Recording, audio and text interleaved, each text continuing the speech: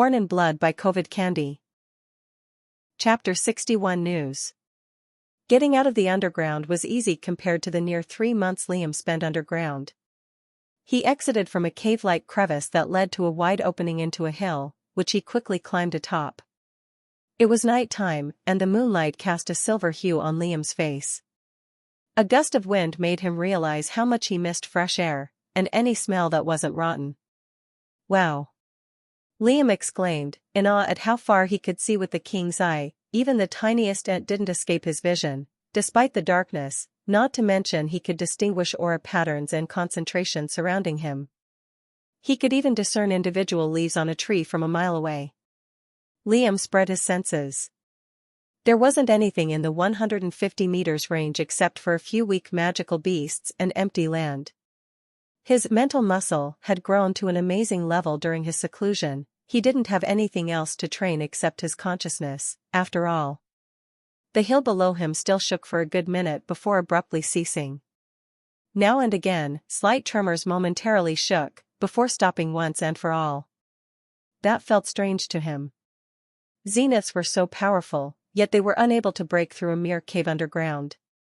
I guess that's the limit of the 4th rank. They can't shatter the earth or pierce through the sky. That's bound to change in the future ranks, though. Especially the 7th. A moment later, Liam steeled his gaze. He hadn't forgotten Emma's betrayal for a minute, he merely suppressed those feelings to focus on survival. Of course, he wanted to reunite with Eve, Lloyd, Rogan and Revel right away, to assure their worries and apologize for all the months he disappeared. But revenge took precedence. He couldn't let a loose end walk freely. He began to run towards Ucladd. Taking out his jade connected with Lloyd's, he imbued it with aura. 3 months ago. Roar. Following the lava lion's bellow, chaos and disarray spread among the cultivators. Most of them had their mental spheres shattered, and those who were lucky enough to survive were horribly maimed. Lloyd was one of the lucky few who didn't have any life-threatening injuries. He had retracted his consciousness just before the roar, covering himself with mental energy. Pain invaded his mind, but he tolerated those feelings to look at his disciple. Before he could find him, a syllable rang from above. "Beast." Boom. Lloyd managed to get behind a thick covering of trees and shrubbery just as the giant arms collided with the rank 4 beast. Still, he was sent flying away, skin charred and flesh sizzling. He managed to block his face from the majority of the fire using his hands, but the harsh flames seeped through the cracks of his fingers. Lloyd crashed against the stump of a distant tree. By the time his consciousness steadied, the roars and explosions had already ended. The lava lion's body was utterly maimed, its limbs broken and flesh cooked. The single attack from the patriarch had completely incapacitated it. The patriarch slowly descended. Lloyd watched from a distance as the zenith-ranked cultivator punched the beast once in the head with a flaming fist, releasing another shockwave throughout the area, and dislodging the lion's neck from its body, its eyes popping out from their sockets. With that, the rank 4 magical beast was no more. Flicking his sleeve, the hill-sized lava lion had been absorbed into the patriarch's ring. Shooting one last indifferent look below, he flew up and soared away, heading towards the wealthy side. Regret, anger, and guilt was visible in Lloyd's eyes. He healed his body with aura, enough to bear the remaining pain and enter the battlefield where the zeniths fought. The environment was still burning with thick flames, but Lloyd pushed past the burning sensations and searched. Soulless bodies continued to burn, spreading ashes that the wind scattered forth. Among them, hunters, guards and scouts. Despite searching all around, Lloyd couldn't find his student's body. His gaze fell to the canyon gorge, his senses screaming danger. "Tell me you lived, Liam." The following months were slow and filled with grief. Many lives were lost on that day, nicknamed the Day of Loss, but the townsfolk came together to rebuild their community. For one, the guild base had been kept up, since the nobles thought it'd be better for any upcoming beast tides, causing the strengths of common cultivators to rise exponentially. Ever since Lloyd had come back from that battlefield, he had visited his student's mother once, to tell her Liam was Mia. The news hit her more critically than Lloyd imagined, as she began sobbing on the spot. To the best of his ability, Lloyd attempted to calm her down, and promised he'd find him. She was too distraught to pay any heed to his words, slamming the door shut and secluding herself in her home. At the same time, Eve was boiling with grief and anguish. The pain of losing a son wouldn't leave one for multiple lifetimes, and she had no one to share that burden with. Lloyd hadn't stopped searching for Liam since that day, but nothing had turned up. On the other hand, Rogan found it strange that his student hadn't arrived for their session. At first, he'd denied that Liam died, no way. But then a week passed, then a month. By then, all that was left was regret. It's always those with talent and a promising future that get snuffed out early. Rogan clicked his tongue in anger, before using his forging to cope with the loss. Meanwhile, Revel's condition grew poorer over the coming months, only made worse by his missing disciple. Liam would be his inheritor, the one to continue his blood weaving and bring him the glory he deserved. Revel was never one to hold hope, but something about that kid made him believe he wasn't dead. Damn rascal. I don't have much time left, get back already. Lloyd was in one of the underground restaurants having a drink, his features covered with exhaustion and regret. Sighing, he took another sip from his mug, when suddenly, a jade in his pocket started glowing. Eyes widening, he yanked the jade out of his pocket and answered it. Liam's voice coming from the other end made Lloyd smile from ear to ear. Chapter 62 Animal. I'm alive, old man, Liam said, smiling after hearing his teacher's voice. You almost killed yourself from sadness, didn't you? Lloyd guffawed, grabbing the attention of those in the restaurant. Nice to see your sense of humor isn't dead, either. Where are you, kid? My knuckles miss the top of your head. Liam snorted playfully, but his tone grew stern a moment later. I'll need you to do something for me, old man. I'll start explaining what happened. Lloyd's face went through multiple emotions, which eventually changed to anger when Liam explained Emma and Giannis' betrayal. He himself thought they were fishy, but he missed any action from their side. Liam hadn't mentioned anything about his time underground. That could come later. Now, he was explaining something else. And that's the gist of what I want to do. Can you help? Lloyd scoffed, don't underestimate me, kid.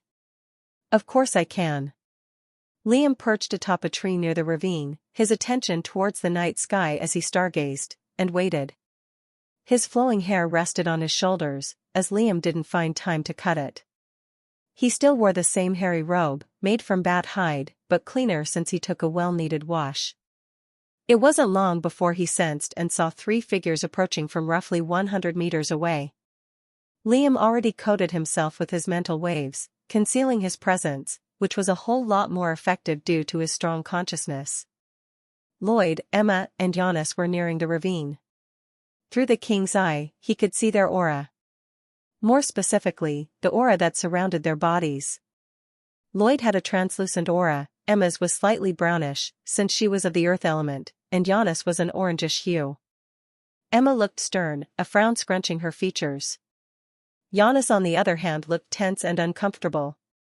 You sure you said he's alive? Emma asked, her eyes scouring the surroundings. Yes. I heard his voice. I brought you two along so we could discuss how to divide the merit points. The kid is hiding from his mother, you see, Lloyd explained, and his jade started to glow a second later. Abruptly, a wind-made spear whirred in Lloyd's hand, which he instantly rammed into Emma's chest, piercing her chest. Irk. Simultaneously, a shadow fell from the tree Giannis was under, landing a powerful kick on her back that caused her spine to crack. Liam used cartilage brace to strengthen his knee. The strike caused Giannis to fall and scream in pain. Before she could react, Liam pulled her arms and pushed her body down with his foot. What is the meaning of this? Emma bellowed, the hole in her chest leaking gobs of blood, but she popped a pill in her mouth that stopped the bleeding. Lloyd didn't speak, his figure blurred, landing a flurry of kicks, punches, and slashes on Emma's body, pushing her backwards as she desperately tried to defend with her spear. As that happened, Liam shifted his attention to Giannis. You didn't expect me to survive, did you? Liam growled, increasing the force he exerted on Yana's body, making her shriek. Was it the Royce family who sent you? Giannis didn't respond, doing her best to suppress her groans of pain, but unable to, especially since Liam moved his foot to press against her head. Liam's mental pressure and strength did not fit his age in the least. Giannis' consciousness threatened to break. Stop, Emma shouted from a distance as Lloyd continued to pressure her. Answer me, Liam said icily, the surroundings turning frigid. The bloodlust radiating from Liam's figure made even Lloyd scowl, despite it not being directed towards him. Yes. They did. We were main branch soldiers, and Master Adrian ordered us to take care of you. Let my sister go, please, Emma wheezed desperately, speaking in between attacking and defending. Adrian, so that's my father's name. Cracking noises sounded on Giannis' bruised and battered body. Suddenly, she slipped from Liam's hold by dislocating her joints, whipping out her daggers and aiming straight for his neck. Die. Lloyd and Emma watched in shock as Liam instantly evaded the daggers and put his mouth on Giannis' neck. Huh? Biting out her jugular vein. Liam chewed the piece of bloodied flesh while Giannis stumbled and fell, her neck spurting, a raw bite mark revealing the muscle underneath. Life left her eyes. Giannis. You whoreson, Emma shouted, tears flowing down her face. Liam spat, his cold eye glowing golden in the dark. I've had better, magical beast is definitely better than your sister's flesh. Lloyd grimaced. Just what did he go through during these 3 months? He looks like a wild animal. It wasn't the revenge that Lloyd felt uncomfortable with. He probably would have done the same. It was the indifference that bothered him. Before Liam could continue his torture, Lloyd shook his head. Another wind spear pierced Emma's heart, killing her instantly. That's enough, don't you think? She wouldn't have said anything more, anyway. Liam's cold demeanor gradually softened, and his bloodlust reeled back in, his face shifting to a smile. How've you been, old man? Liam clasped his hand with Lloyd's, pressing firmly. Lloyd snorted and shook his head. Worry about yourself, how about you start explaining where you've been? Also, what's with the eye? Lloyd didn't fail to see the changes in Liam's physique, his earlier grip was to assess his strength. Liam nodded, but then remembered something. I'll explain everything. Do you know about Rogan's forgery? Lloyd nodded. I've heard the blacksmith is quite eccentric. I've never gone to him, though. Tell him you're my teacher. I'll see you there, but I need to meet with my mother first. Lloyd nodded again. Careful, lad. She's a bit grieved. Rightfully so. You shouldn't start any mission or fight for some time before she's calmed down. Liam let out a solemn sigh. I'll try. Thanks for your help, old man. The two departed shortly after, but not before looting Emma and Giannis' rings. After that, Liam started to run home. Chapter 63 Alone. Liam made his way towards his house. The surroundings were slightly different than he was used to, but the townsfolk were still the same, they still looked at him with fear, caution and shock. Heaving a sigh, Liam knocked on his door twice. Piss off, a muffled voice shouted from within, grabbing the attention of those passing by. Liam scratched the side of his head awkwardly. He knocked again. It's me, Ma. Rapid footsteps ran at the door and yanked it open. Eve looked tired. Exhausted, more like. Her brows furrowed and brown eyes welled with tears, pulling her boy in for a tight hug. She stayed like that, not uttering a word and loudly sobbing on Liam's chest. Can we do this inside, please? People are watching. Eve raised her head and held Liam's shoulders tightly. Your eye. She cried. Liam smiled wryly. This is gonna take some time. Liam spent the next 30 minutes briefly explaining where he'd been during the 3 months. An altered version of it, obviously leaving out the grimy details, which were most of it, how he resorted to raw meat for food, how he sacrificed Kirk, and his deal with the kitsune. He didn't mention yanking out his own eyes, but that was for the best. Eve's expression changed all throughout his explanation: sadness, regret, pity. Her tears didn't stop flowing, despite Liam reassuring her that he's fine. At the same time, Liam noticed how even non-cultivators had an aura. He could see Eve's mental waves much clearer compared to cultivators, and she even possessed a water element. By the end of the explanation, she looked solemn. "Why did you have to become a cultivator in the first place?" Eve uttered under her breath. "Such a path riddled with death and blood, why?" Liam let out a soft sigh. He felt slightly guilty, but that was pretty much it. He lowered his head, pensive and solemn. "I can't change who I am or what I want, or why I want it." Liam thought back to Darius King. The weak, frail boy who loved looking at the stars, but without goal or motive. Given the opportunity to revel in the celestial bodies as Liam Royce, he was foolish not to. "But I know I can't change." Eve sighed weakly. After a long pause, she spoke with a faint smile. "I see. You've always been a stubborn child." She warmly caressed his cheek. "I bet you're already itching to leave and do something else, are you?" Liam lowered his head and scratched the back of his head. "Read like a book." Eve chuckled softly. "Go on, boy. I can tell you're no longer a child who I need to shelter. You never have been." Liam smiled. "I definitely need to take care of her needs soon." Eve let him leave, but not before feeding him a feast large enough for 5 people, and giving him a kiss on the forehead. Liam instantly left towards the underground, entering Rogan's forge. Rogan and Lloyd looked like best friends from what he saw. The two laughed and drank without a care in the world. The blacksmith didn't look much different, his muscular hands and clothing covered with soot, while his spiked hair stubbornly stood erect. "Nice to see you two getting along," Liam smiled. Rogan's eyes widened as he saw his forge master apprentice. "You were alive after all, boy," he guffawed, squeezing Liam's shoulder. "I'll have you know, I never doubted that you were alive. Not even for a moment." Liam didn't know why, but he doubted that sentence. Nonetheless, he gave the slightly drunk blacksmith the benefit of the doubt. Lloyd chuckled. "Not what he said earlier. I thought he died." "I already forged a blade in his honor, though, haha."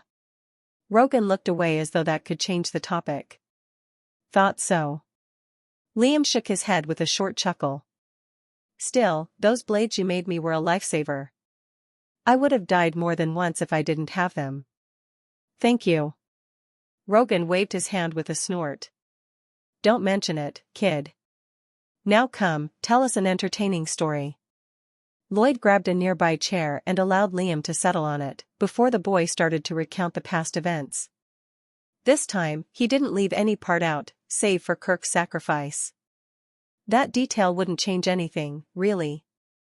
Liam enjoyed seeing Rogan and Lloyd's expressions change so rapidly from one to another, from incredulousness to shock, from pity to awe. Liam was a bit on edge about telling them about his deal with the kitsune, but decided on revealing it anyway. He needed their advice. "A magical beast with a mental sphere? You're sure of this?" Lloyd leaned in and questioned with a slight frown. Liam nodded, exposing the mark on his abdomen. The kitsune tattoo was ever so slightly moving. "It's what gave me this eye, and took my other one." Lloyd slumped in his chair and let out a sigh, running his hand through his hair. "Wow." Rogan nodded firmly. "Wow indeed, my friend. In a way, I saved your life, kid. What would you have done without my forging method?" "Not even zeniths can underestimate this technique," he huffed in pride. "That being said, what you're planning to do is something no forge master has ever done in the history of mortal forgery." Rogan scratched his beard. "What do you mean?" Liam asked. "Well, depending on whether or not that kitsune subdued its will for you, you'll need to fight against a rank 4 magical beast within your mental sphere, which means that you need a rank 4 sea of consciousness. Not to mention, you'll have to resuscitate the beast with its sea of consciousness intact. No blacksmith who trained in the primordial forging method has ever reached the zenith ranks, so there aren't any records of such a thing. Do you see where I'm going with this?" Liam frowned with a wry nod. "You'll be utterly alone in your goal. I'll help with anything I can, but everything else, you'll need to figure out yourself, Rogan revealed. Liam eventually sighed. I see, I'll figure something out. I'll need to find out what my element is now, though. And also a cultivation technique. Rogan and Lloyd's eyes widened, and Liam grinned at their reaction. Chapter 64 Death. Destruction. Chaos. Why you? Lloyd stammered, and Rogan pursed his lips with narrowed eyes. Liam didn't say anything and nodded with a smile. Yeah. How do I find out what my element is? My core formed right when I advanced to a rank 3 body. Lloyd was stunned. Rogan's reaction was more or less the same, but the blacksmith couldn't help but laugh. Liam was 11 years old, not even halfway to 12, yet he'd already advanced to such a stage. Can you imagine what kind of head start you have against others your age? Lloyd eventually voiced with his brows creased. Ucladd is too small for you, now. You have to leave. Liam raised a brow. What do you mean? Go where? How long do you think I've stagnated at my stage? A rank 2 sea of consciousness, a rank 3 body, and a rank 2 core is the limit of what you're going to reach here. They won't give you any higher ranked techniques. The Royce family, on the other hand, would be more than happy to sponsor you now. But I doubt you'd want to stay under them forever. Liam ran a hand through his hair, showing his contemplative face. Have you heard of the Aquarian Academy? Lloyd asked with a grin. Liam's eye lit up, shaking his head. Every 5 years, the royals recruit different talents from around Aquaria, below the age of 18, to nurture their strength and grow their abilities further. You can buy your way in for a hefty fee, like most nobles do, or undergo an exam of sorts. Liam's ears perked with interest. From what I've heard, it's a test that changes every single time. There are a bunch of cities near Rozon, the capital of Aquaria, that you can take that test in. When's the next test opening? Liam asked. 11 months. If you don't catch it by then, you'll have to wait another 5 years to take the exam. Liam's face grew pensive. Instantly, he knew it was his next goal to strive towards. That being said, there were multiple issues with how to go about it. Something to think about, but for now, I'll take care of the merit points you didn't receive during the lava lion invasion. I'm sure Emma and Giannis don't need theirs anymore, Lloyd said, gesturing for Liam to hand him their rings, which he promptly did. I can take care of the element part, Rogan voiced. I know a quick way to figure it out. The blacksmith fiddled through his many drawers and storage items, before taking out what looked like a palm-sized snake scale made from glass. It's from a rank 3 elemental snake. It'll change color depending on what elemental aura is imbued within its scales, Rogan explained, handing the scale to Liam. Go on. Rogan and Lloyd watched in anticipation. A person's element largely affects their future and individual prowess. Knowing what element one of the youngest and possibly most talented cultivators would receive piqued their interest, to say the least. Liam heaved a breath and willed a strand of aura from his body into the snake scale. The minute amount of world essence was pure yellow at first, flowing and dancing around the snake glass, filling its corners. Gradually, the color started to shift, slowly turning black. Before that process ended, and Liam, Rogan and Lloyd processed what element that was, that strand of aura started to vibrate. In the middle of the transparent scale, a spot started to grow crimson, unable to mix with the black, causing the glass in Liam's hand to shake violently.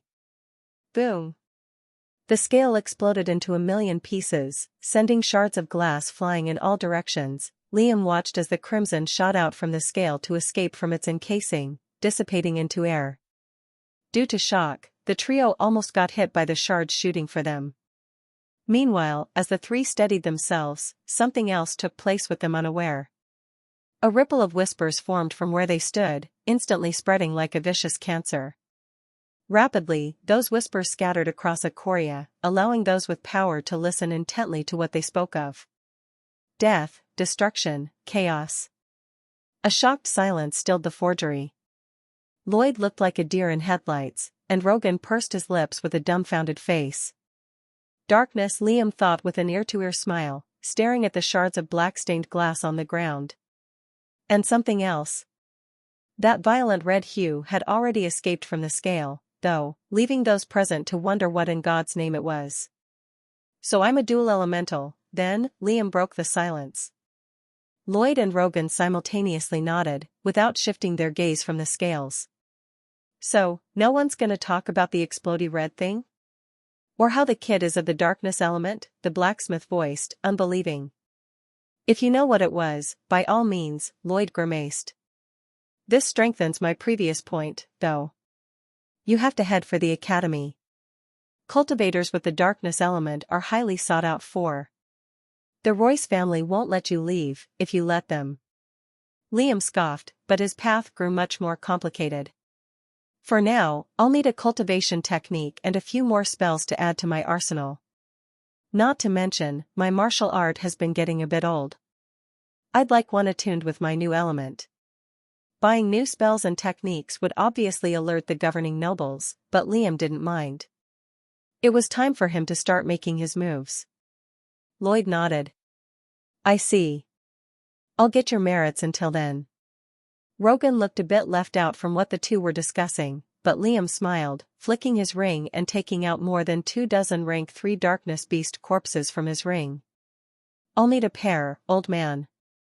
Glimmering stars appeared in Rogan's eyes, and he shot a proud look towards his student. Such a good disciple, I'm so glad you're alive. Liam shook his head. When do you plan on starting the forging technique? Rogan asked. I figured to give you a short break to settle things before then. Soon, Liam responded. Before everything, I need to visit Revel. Chapter 65 Blood. Night fell. A cold wind brushed against Liam's face as he traversed the forest. Liam felt a little bad for leaving Revel the last person to tick off the list, but that was understandable. Arriving at the mountain slope, he entered through the same top right corner, coating himself in concealing mental energy. Revel sat on a desk lit by a flickering candle, a quill in his hand as he jotted down on a book. His aura through Liam's eye looked feeble, receding and fragile. Suddenly, the man coughed loudly, causing blood to splat against the page he was writing on. You aren't writing your will, are you? Liam called out from above, causing Revel to jolt around and unsheath his bentodachi. Realizing it was Liam, his face turned softer, but that action still caused him to wince in pain and cough violently. My bad, Liam said wryly, dropping from the entrance and approaching. Revel looked agitated, a frown creasing his ghost-like face. Brat. You were alive after all. He coughed blood into his stained sleeve, laying his sword to his side and slumping in his seat with a wheeze. Liam looked at his inscription teacher with a pitiful gaze. Revel looked much frilier, his cheekbones poking out, dark circles under his eyes. Liam spent the next 30 minutes explaining where he'd been, what he'd done. By the end of it, the inscription master looked at Liam's eye with awe and greed. But he shook his head to calm those feelings down. What can you see differently about inscriptions? He asked. Liam hadn't thought about it. He took out his spells, laid them out, and started inspecting them. To his surprise, he could see different energies with each spell, more minor differences, less major. He could vaguely assess the circuits, the links, and the ink, too. There was also a strange kind of mental energy, presumably the meanings, but those were too complex for him to understand. Liam relayed his thoughts to Revel, which caused the man to grow pensive. Try inspecting my blood. Revel cut open his arm and caused the clot of blood to float above his palm. Liam used his zooming in ability into the mass of contaminated blood. He could see how the mass of green and black continued to grow, manifesting like cancer. Eyes widening in shock, Liam realized it was through aura that those infections grew, judging by the patterns of world essence he saw within the coagulation. I think I know why your blood is plagued, Liam voiced, causing Revel to lean in with a focused scowl. It's aura. It's causing the opposite effect to your blood. Blood weaving used aura to refine blood, conjoining the world essence and nourishing liquid together. Then, the user would absorb that into his mental sphere, where they would apply the meanings intended for the spell or technique. Revel frowned, coughing between sentences. No. It can't be. I've read every book and article pertaining to aura's negative effect on the body. None mentioned blood, only absorbing denser world essence when you can't handle it and vice versa. Liam shrugged, pensive. That's not what I can see. Have you ever tried to refine and imbue your blood with meanings without using aura? Revel grimaced and after a short pause, shook his head. I haven't, but I'm not sure what the results could be.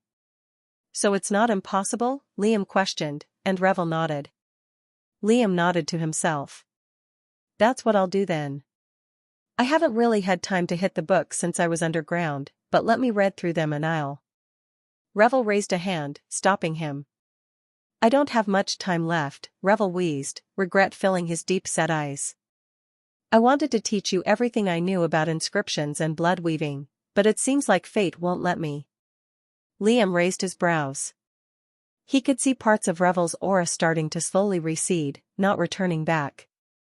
At the very least, I can guide you through your first refinement process. He shot a knowing look to Liam, and the latter responded with a reluctant nod. Truthfully, Liam didn't want to rush into doing something that could negatively affect his blood or mental sphere, but circumstances called otherwise. Revel coughed, blood leaking through the palm of his hand, his aura growing dimmer. Damn it. Liam instantly sat cross-legged, forming a deep cut on his thigh with Revel's blood-red odachi. Using his aura manipulation, bolstered with his new organ, he made the drop float in front of him, but without imbuing it with any world essence. The methods of refining blood were endless, but the most natural of them were using basic mental energy. What Revel had been using before had been a mix of both aura and mental energy, but the former wasn't beneficial. Liam's mental waves encompassed the small drop of blood, then began to pressure it. Beads of warm sweat poured over Liam's clothes, his brows frowned in focus. That process felt like pushing a needle through a metal wall, looking for a weak point to pierce through, straining his mind and body simultaneously. Luckily, Liam's sea of consciousness was much stronger than the average rank 1 magus. Revel himself suppressed his coughs in order not to disturb his student's focus, calmly instructing Liam on what to do while his eyes grew dimmer. Half an hour later, the drop of sweat looked the same, except it slightly glowed brighter. Quick, insert it into your mental sphere. Liam did exactly that, pulling the droplet of blood into his forehead, then forcing it towards his golden mental sphere walls. Within Liam's sea of consciousness, the drop of liquid looked much larger as it attempted to push through the shimmering translucent barrier. Frowning, Liam's ethereal figure grimaced. An agonizing migraine ensued, but he bit his tongue and focused. The droplet stained the walls crimson as it passed through, causing a mountainous pressure to envelop the inside of his mind. Liam covered the droplet of refined blood with more mental energy, enough that the pressure it emanated was no longer threatening. Still, veins bulged in Liam's neck as he did his best not to pass out. Looking at his disciple's gradually calming but unstable state, Revel sighed solemnly. As your inscription master, I have to give you a nickname per the tradition of cultivators, Revel voiced with the last of his strength. Oxygen started to leave his body, throwing him limp on the floor with his weakening eyes fixed to the ceiling, but aimed for the sky. Become my legacy, blood demon. Chapter 66 Farewell. Liam spent a good minute calming down the raging blob of blood in his mental sphere. If he had to guess, inserting aura into his sea of consciousness helped settle the pain, or nourish the blood, but in turn had negative effects on the mind. Nonetheless, Liam had been subjected to much worse, mainly his head boiling from having the king's eye assimilated into it. Panting heavily, he opened his bloodshot eye to reality, just to find Revel laying on the ground, devoid of any aura or life. Liam's face turned solemn with pity. He sympathized with the man. Having your dreams and goals torn apart because of factors out of your control was dreadful. Blood demon, eh? I'll hold this name for you, old man. He shifted his attention to the red blob in his mind once again. With a fixed thought, he willed it to appear on his finger, then proceeded to run his finger across a blank parchment he grabbed from Revel's stack. The droplet lasted for much longer than Liam thought, and he nearly covered 1/6 of the page with his random writing. I've got the ink down, shame he's not here to teach me the rest. Liam's eyes fell on the inscribed odachi lying beside Revel's body. A memento wouldn't be bad, he thought, storing the weapon. He inspected his surroundings, looking for anything of value, books, aura stones, etc. I'm sure he wouldn't mind. As Liam was looting the mountain cavity, his gaze fell on the book that Revel was writing on before he arrived. He began reading the first page, rubbing away the splats of blood dried on it. I figured I'd write a parting message in case you're alive and come across this place, never thought I'd cling to hope. Desperation does that to you, I suppose. I've left my spells and techniques for you under the drawer this book is on, so study them. There's also a sum of aura stones I've accumulated over the years, so take those as well, bloody rascal. A humble request from your dearly departed teacher. If you ever go to a rival, make sure to kill any of my family members you can. This one's a bit of a long shot, but if you ever reach the peaks of the cultivation ranks, perfect blood weaving. Make it the best inscription method ever to exist. On a side note, I have a small-scale organization towards the borders of Ikoria. If you ever decide to take leadership of them, just flash them the token included in my ring. I've marked it for you. May your blood perforate terror into Alucard's nexus. Revel Ovler. Liam raised his brows at that last line, but the rest of the letter was filled with gifts and solemn words.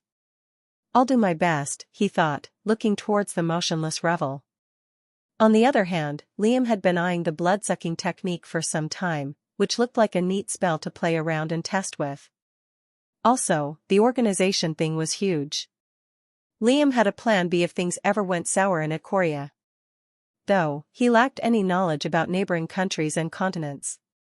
That's bound to change soon. If I get into the academy, that is. He pulled open the drawer and took out the space ring inside a small box. Inside were all the spells Revel had made by blood weaving, including his large sum of aura stones, which amounted to roughly 3,000, making Liam smile. Money won't be a problem for a while. On the other hand, only 2 of the spells worked, the rest were prototypes and failures. Still, those would be good to study for when he gained some knowledge of how diagrams worked. Unfortunately, Liam wasn't of the fire element, and the other spell Revel made, including all others, were attuned to it. Nonetheless, Liam took out Blood Absorb, a rank 2 spell, and memorized it. As soon as he was done, Liam tensed his right hand. Thick veins bulged on his fingers, his newly reformed nails grew black and multiple inches longer. This'll come in handy, he thought, before organizing his new items, including the blood red token with a Fong's insignia on it. When he was done, he took one last look around the surroundings, then his eye fell on Revel's body. I'll give him a proper farewell, he thought, before burning all the useless documents within the cavity and bringing Revel's corpse out. He made his way to the ravine, walking over the serene river that continued endlessly. Shutting Revel's eyelids, he placed his body within the river. The current pulled him along, a look of peace on his face. The man drifted until Liam could no longer see him. Farewell. /////. It took some time for Lloyd to bring Liam his merit points, but it was much more than he imagined. Of course, it contained Emma and Yana's share too. Without wasting a minute, Liam entered the Underground Assassins Guild. There were a few more faces, but Liam didn't pay them any heed and entered the armory. Ava's eyes widened as Liam appeared. Everyone thought he was dead, but the boy looked matured and stronger than ever. After a casual greeting, Liam asked for spells of the darkness element, including rank 3 martial arts. Not only that, but he took out the slip David gave him, redeeming a free rank 2 cultivation technique. Ava blinked. Do you need me to explain? Liam asked, annoyed. Ava raised a hand. A moment later, she began to gather all spells and techniques attuned with darkness, which appeared in Liam's sea of consciousness. After 30 minutes, Liam decided on what to spend his points on. Midnight Solace. Darkness Cultivation Technique. Rank 2. Absorbs aura into the core at a slightly faster pace after midnight. However, there is weaker absorption during the day. Purgatory Night Martial Arts. Rank 3. Lethality and speed-focused dual-wielding art. Cuts and slashes cause internal damage. If imbued with aura, it will add a slightly corrosive property to the blades. 3 forms. Corroding touch. Mental attack spell. Rank 1. Can corrode the mental energy of a victim as long as the user is close enough. Causes disorientation and head pain, but only fatal if the victim has a weak mental sphere. As Liam left to test out his new abilities, Ava instantly called David, who then informed the Royce family. A meeting was to be arranged. Chapter 67 Meeting. It was a long night, but yet to be finished. Liam headed back towards the ravine to test out his new abilities. He memorized the cultivation technique and sat cross-legged, manipulating aura just like it instructed. Before long, dark-colored aura gathered around Liam's abdomen and entered through his core. His entire body felt nourished and invigorated. Liam realized he had been fighting with one hand behind his back for the whole time. The core was an extremely important organ, and the quality of aura would improve each time it advanced. After a whole 2 hours, he felt like he couldn't absorb more. Too much cultivation isn't good either, since it could strain the core. I've just awakened, so it'll probably increase in time. Heaving a satisfied sigh, Liam stretched out his hand. A wisp of darkness grew around his palm, dancing with the wind like a dark flame. There were basically no limits to how much he could control, but his raw element was weak without any form or utilization. Not to mention, it rapidly expended aura. What about my other element? Liam shifted his focus to the other essence inside his core. It wasn't unstable like with the snake scale, but it stubbornly refused. Just what is this damn thing? Shaking his head, Liam learned the Purgatory Night arts next. Rogan had made him a pair of blades from a rank 3 plague rat, which was much easier to subdue with his forging technique. The weapons were black, sleek and lethal. Liam gripped the blades tightly in his hand, swinging them a couple times before practicing his martial art. Purgatory Night consisted of snappy movements and fatal swings, forcing Liam to maximize his speed and strength. His katana and wakizashi cut through the air in a series of swift moves, and Liam started using aura alongside his art. A layer of dark smoke covered the edges of Liam's blades, dangerous to everything but him. A person's element was incapable of harming its user. He could maintain that state for as long as he wished, since it used a minute amount of aura, so long as his core isn't empty, of course. Pairing that ability with lethality mantle made it even deadlier. Sheathing his blades, Liam shifted his focus to corroding touch. There wasn't a target for him to use it on, but there didn't need to be. Activating the spell, his mental waves turned dark and violent. Nodding to himself in satisfaction, Liam grinned. My prowess probably tripled. I can't imagine what I can do if I get into the higher ranks. Before long, the jade in his pocket rang.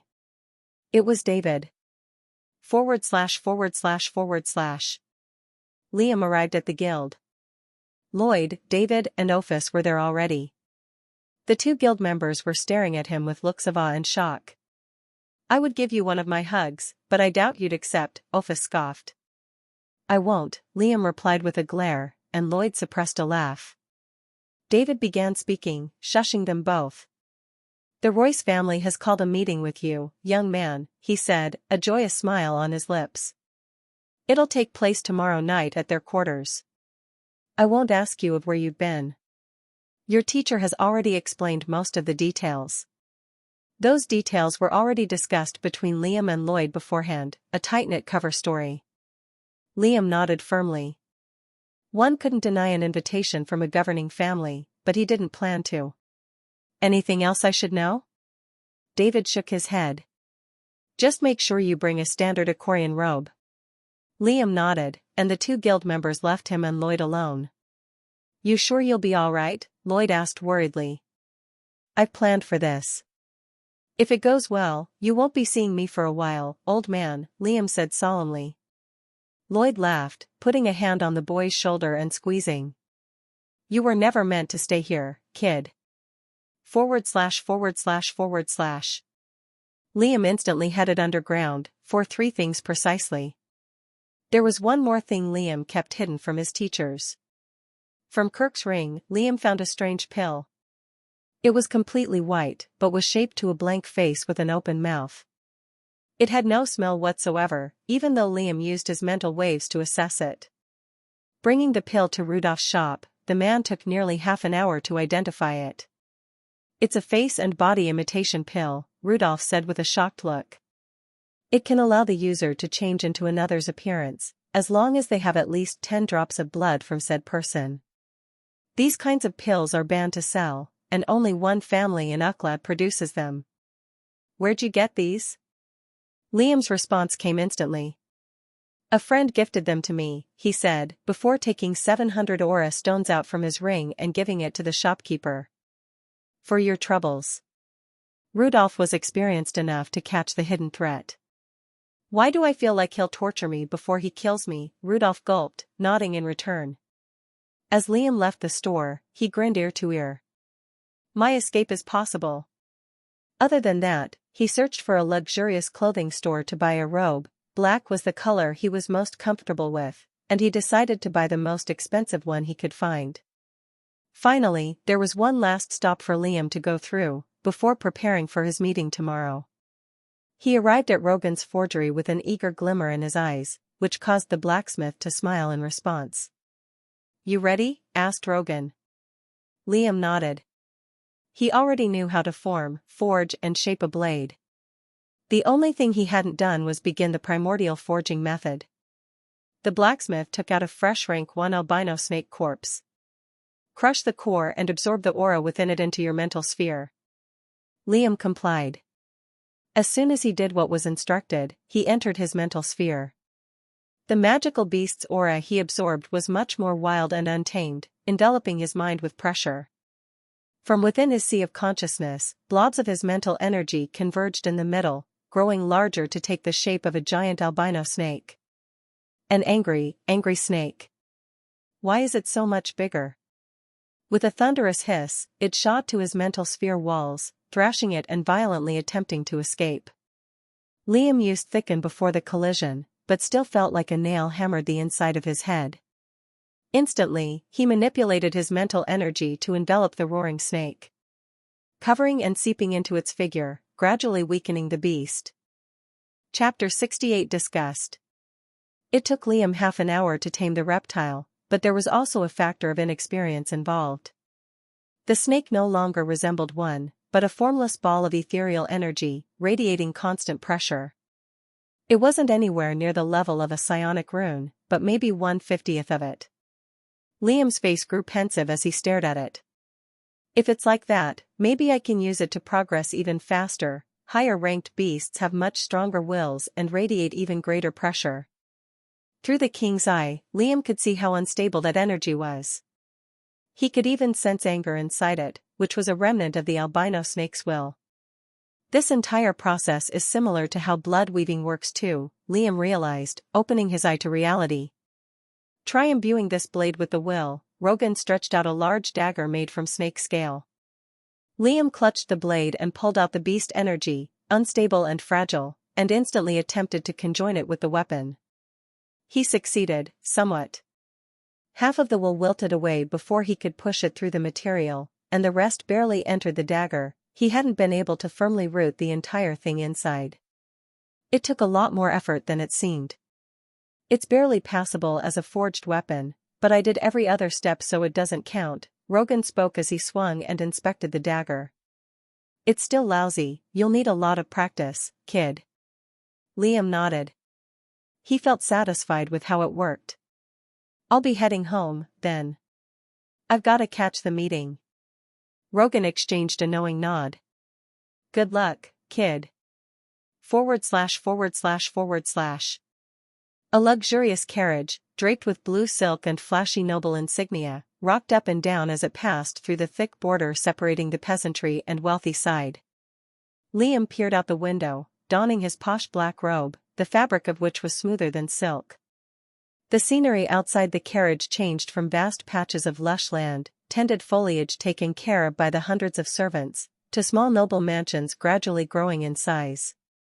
One would be able to tell what sized family those mansions belonged to. 5 to 6 story buildings were visible from a distance, built in physics-defying ways. Wealth was abundant everywhere he looked, though he felt no bitterness or envy. Civilian nobles of every age and size looked like the complete opposite of those Liam saw at the peasantry. They look so weak, he thought, unable to hide his scowl. After a whole 2 hours, the carriage stopped, the car door opening, a stern-faced, heavily armored guard gesturing for Liam to exit. Ahead, a giant mansion stood tall, 4 stories tall, but it stretched for at least 4 kilometers. All around, similar armed guards looked like statues that patrolled the grounds. The ruler's quarters, Liam thought, looking over his shoulder to see the distant buildings. "Follow me, sir," the guard called out. Liam remarked the reluctant tone of respect in his voice. "They know I'm a bastard," Liam scoffed inwardly. The interior of the mansion was covered with different designs and intricacies. Liam was led through countless hallways, each one leading to an even vaster space. "This entire place is inscribed, even the paintings and under the carpets," Liam thought, noticing the black and blue writings that ran across the walls. Eventually, the guard stopped ahead of 2 doors, turning around and becoming a statue. "Please enter." Liam didn't waste a second and pushed open the doors, casting an iridescent light that shone on his pale skin. The inside within looked to be a hallroom of some sort, giant pillars connecting the ceiling with the marble floor. Ahead, a muscular, blue-robed man sat on a throne, his skin tanned, his muscles bulging. To his left and right, men and women bearing the same features sat on smaller-sized chairs. Green eyes, blonde hair, and pale skin. Ages and demeanors varied, but they all looked at Liam with hidden disgust, especially one particular man. "The feeling is mutual, pricks." Liam slowly approached, his gaze lowered to the floor. He curled his right fist on his chest, and curled his left to his back. By a Korean tradition, this was the most respectful gesture one could make. Lloyd made sure the boy knew every bit of noble tradition and mannerisms, lest he offend one of them by mistake. "So you're the bastard child of my kin I've been hearing about," the patriarch's deep voice echoed through the chambers. Dense assessing mental waves enveloped Liam's body. "Liam, is it?" Liam didn't raise his head, but did a respectful nod. Getting off his seat, the patriarch approached Liam with slow, heavy steps. The man was nearly 2 meters tall, and his giant stature could have caused any man to cower in fear. "Raise your head," he commanded. Liam complied, his eye, devoid of fear, locking into the patriarch's own unwaveringly. Liam's pushed down shock from appearing on his face as he saw the man's aura. It covered the entire hallroom and suppressed anyone else's. Seeing his reaction, the man grinned, but it didn't seem like he knew the King Eye's ability. "Show me your darkness," he ordered, unfurling his sleeve and stretching out his colossal arm. Liam was taken aback for a split second, but didn't deny the Zenith's request. Gripping the patriarch's bulging bicep, Liam used all the strength he could muster with his core and body, flaring his hand with flames of darkness. The patriarch didn't budge. Liam's darkness hadn't even nicked the man's skin. A moment later, the patriarch burst into laughter, under the wry and bitter looks of those behind him. "Edwin Royce," the man introduced after, placing a heavy arm on Liam's shoulder. "We will use your talent. From this day forth, you will don the Royce name. Unfortunately, you are not of pure blood. The firm laws of Ikoria do not permit me to make you of the main branch, so you'll have to work for spells and techniques." Liam's eyebrow twitched, but he didn't let the mask of respect slip. "Bring your mother here and live in the mansion. You're perhaps the first darkness cultivator to be born in centuries. Perhaps in a decade or so, you'll become a celebrity in the cultivation world." "Thank you, Master Edwin," Liam replied, pretending not to notice the glares and venomous looks shot his way. "I am most grateful." Chapter 69 Tournament. "Someone will show you how to work. That is all." Edwin waved a dismissing hand, as those present left through various back doors. A plump maid led Liam to his new room, which resembled the interior of a 6-star hotel. Alone again, Liam couldn't care less about his new luxury living conditions. His face turned dark, bloodlust and pressure tainting the air crimson. "Celebrity? Do you really think I give a damn about any of that? Laws, don't make me laugh." You're just afraid I'll grow stronger than you will. Liam ground his teeth, eventually forcing a sigh to calm himself. Part of his plan worked. He wasn't going to be under any threat of assassins, not with Edwin expecting him to survive. Moreover, there were bound to be better techniques and spells available for him to choose from. His uncles and aunts weren't that dumb to attempt anything, were they? Nevertheless, he rearranged his room to create space for his martial arts, instantly unsheathing his blades and practicing. Dusk would arrive soon, and he would continue his cultivation and psionic rune training. At least he can't sense my king's eye, or second element. The eye had become a sensory organ stuck to his mental sphere, making it a part of him. His second element, on the other hand, he had no clue why. At the same time, learning more about the location he needed to escape from was crucial. The surrounding landscapes, cities to go through, cities to avoid. I'll wait for an opportunity. My escape is close. / Within the same mansion, an individual was violently ravaging his surroundings, seething with rage. Adrian Royce's office didn't resemble one any longer. Tables and furniture were turned to splinters, books and documents torn to shreds. Why is he such a brute? Doesn't he understand? The bloodline needs to be pure. Letting that bastard mix in with us, father is corrupting his own family. Indeed, Adrian Royce was a purist of the worst kind, even resorting to attempted murder of his own son due to his half-blooded lineage. The Royces had many branches where each of Edwin's sons and daughters controlled an aspect of. Richard Royce, Edwin's eldest son, was in control of the guild and all functions. Lisa Royce, Edwin's eldest daughter, had power over the political field of Ucladd, deals with the surrounding cities, trade, and more. It was through her wicked idea that the Assassins' Guild formed, supported by her brother Richard. Adrian was in charge of economics. The reason was simple: his talent in cultivation had been disappointing, showing no motivation or willpower to work hard for power. Fortunately for him, Adrian had a talent for numbers and business, controlling the family finances and gradually growing the Royce name. Still, he was a bit of a black sheep in the family, mainly because of his inability to control his temper and lusts.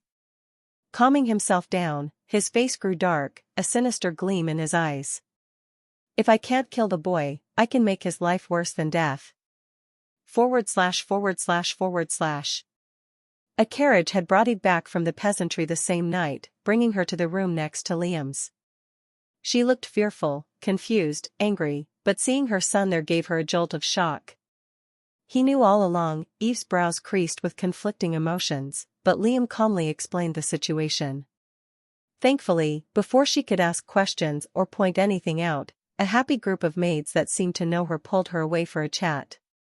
"I'll be safe, Ma," said Liam, seeing the reluctant and pained look on her face. "You'll be free from this, soon. / The next day, a knock surfaced on Liam's door. A youthful-looking man met his gaze when Liam opened it, his eyes narrowed slits, head devoid of any hair, and a friendly smile on his lips. He wore a tight black robe, and his aura, a wind element, was much more powerful than Liam was used to with the noble guards. "Young Master Liam, we finally meet. I'm Samuel Horries, the head guard for the Royce family," Sam introduced with a respectful tone and gesture. "I've been told by Patriarch Edwin to show you around." Liam greeted the man respectfully and nodded, causing the man to look slightly embarrassed. Strange. Is he not used to getting respect? Awkwardly, Samuel gestured for Liam to follow him as he explained. "If you'd like, we can start with exploring the mansion." Liam shook his head. "That's fine. What kind of missions do I have to do during my time here? I take it they're much more political in nature?" Samuel nodded with a growing smile. The two exited the mansion. "You're absolutely right, young master. Here, you." Liam raised a hand. "Just call me by my first name." Samuel nodded. He liked the kid's straightforwardness. "Here, you'll be able to work as a hunter, mercenary, escort and more. The missions are obviously more difficult, but equal rewards are given. Liam paused, then asked with a hopeful tone. Do you offer rank 4 techniques? Samuel rubbed the back of his head, responding bitterly. Zenith rank techniques are a bit more complicated than that, lad. The Royce family decided to give me one after I spent nearly a decade in their service. Thought as much. He doesn't look a day above 20, though, Liam thought. Samuel decided to change the topic again, so as not to disencourage the boy. In the distance, a large rectangular building grew closer, surrounded by robed guards entering and leaving. Most issues nowadays are political. Conflicts between families and clans, inner strife, the upcoming tournament between the cities doesn't help much either. Liam raised his brows. In a curious tone, he questioned. What tournament? The regional power tournament between the 6 major cities. It happens once a year, and each time there's an uproar of excitement among the nobles. Noticing his silent gaze, Samuel smiled awkwardly and continued. The winner receives a rank 4 body tempering method, a huge sum of aura stones, and an honorary title. Liam's ears perked up. He desperately needed a tempering method.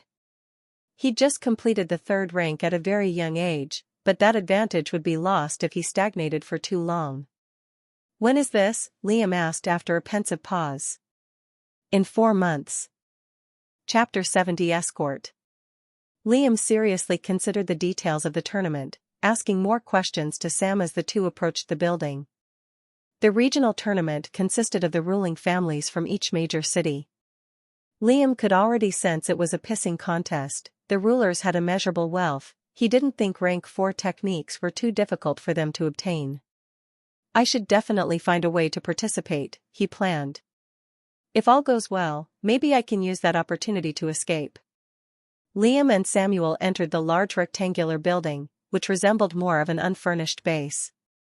Powerful guards looked to be accepting missions from a giant holographic map placed on a circular table. Their physiques and faces looked battle-hardened. Samuel walked towards the holographic map, which displayed the vast Ucladd region in crystal-clear detail. Even the surrounding cities were visible, which formed a ring around the land. You still have your guild token, right? Samuel asked. Liam nodded, taking out his token and handing it to him. Samuel took the token and brought it to the stone table, sticking it onto a small compartment. There you go. You're ready to accept any mission. I wish you luck, young lad. There was one more thing that Samuel gave Liam before leaving, a rank 2 jade, which could be used at much longer distances, and connect with more than one contact. It was already connected with the head guards. Liam thanked him as he left. Before browsing through the missions he could choose, he needed to get a feel of how the missions worked on this side.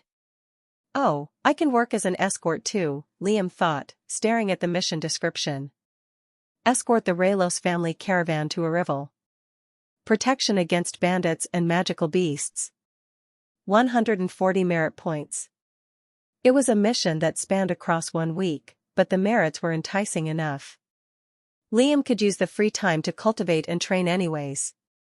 I'll settle for it. I need to know more about the politics of this region. He applied his token to the hologram, and a blue dot with the letter L appeared next to the mission, along with the word accepted. The caravan will set out in 1 or 2 hours. I can train my martial arts until then, Liam thought, leaving the base and heading towards his room. 4 figures blocked his path, 2 kids older than him, 1 girl and boy, with robed guards standing behind them. Ah. I can see why Samuel looked strange when I spoke respectfully. Arrogant expressions on their faces tipped Liam off. These 2 were probably his half-siblings, birthed from the main family branch, no less. The smug-looking girl had a pet magical beast that perched on her shoulder, a domesticated rank 1 light monkey that looked expensive. Meanwhile, the boy looked visibly irked at Liam's sight. Both looked weak in Liam's vision, though they were rank 1 magi already, but the guards behind them were strong. So you're the bastard child grandfather decided to take in, the girl insulted with a scoff. A stray dog always comes for more, don't they, brother? A peasant should know their place, the boy clicked his tongue with a condescending look.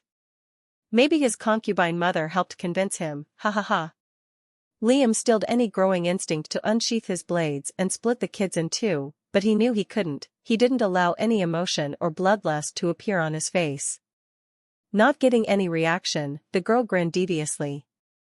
The nails on her right hand grew to rocky, razor-sharp spikes. Taking aim at Liam's chest, the spikes shot out like bullets and pierced through his robe and skin. Blood tainted a patch of his clothes, but Liam's expression was still devoid of any emotion, even pain. Without batting an eyelid, he pulled out the spikes, which didn't get too far in, and flicked them away. The wound instantly started to heal. The girl frowned, then smiled again. "Sonny," she said to her pet monkey, as if it could understand. "Piss on his head." The light monkey's chipper sounded like a laugh. It leaped over from the girl's shoulder and onto Liam's head, where it let loose warm urine on his hair. The half-siblings laughed in unison, while their guards behind them started to shake their heads. "Perhaps that's enough, Master Elsa, Master Ian. You'll be late for your training session," one of the guards advised. With a harumph, the girl, Elsa, recalled Sonny, and the group left after a few more insults. Liam made his way back to the mansion and entered his room, the air instantly turning frigid with cold pressure. "Inbred weaklings. I could have split them down the middle if that was a real fight," he scowled, taking a warm bath and cleaning his robe. "I'll have my chance. Don't lose sight of the real goal." Liam unsheathed his blades and instantly began to practice, his katana and wakizashi emitting faint black smoke with each swing. Purgatory Knight didn't have any projectile-based forms, but instead focused on increasing the blade's lethality and kill potential. Soon, Liam would be able to use the first form. /////. 2 hours later, when the sun was at its zenith, it was finally time to begin his mission. Of course, he made sure his mother was safe and sound, catching up with her fellow maid friends. Then, Liam shot towards the east border of Ucladd, where a giant wall stretched across and curved around the city. There were various gates that allowed caravans and carriages, controlled by guards. He neared a specific gate, a group of red-themed carriages parked at the entrance. An overweight man donning a red robe stood at the front of the ensemble. His short goatee and long vermilion hair didn't complement his bulging stomach in the least. Liam approached, and the man noticed him. "Can I help you?" asked Robert, a member of the Raylos family, and the mission organizer. "I'm the envoy sent by the Royce family," replied Liam. "I'll be your escort for this mission." A silence stilled the air, a gust of wind brushing past them. "What?" Chapter 71 Attack. Liam sighed, taking out his token and handing it to the shocked man. Robert grabbed the token, then looked at Liam incredulously. "It'll be a long week, it seems like." Liam let out an inward sigh.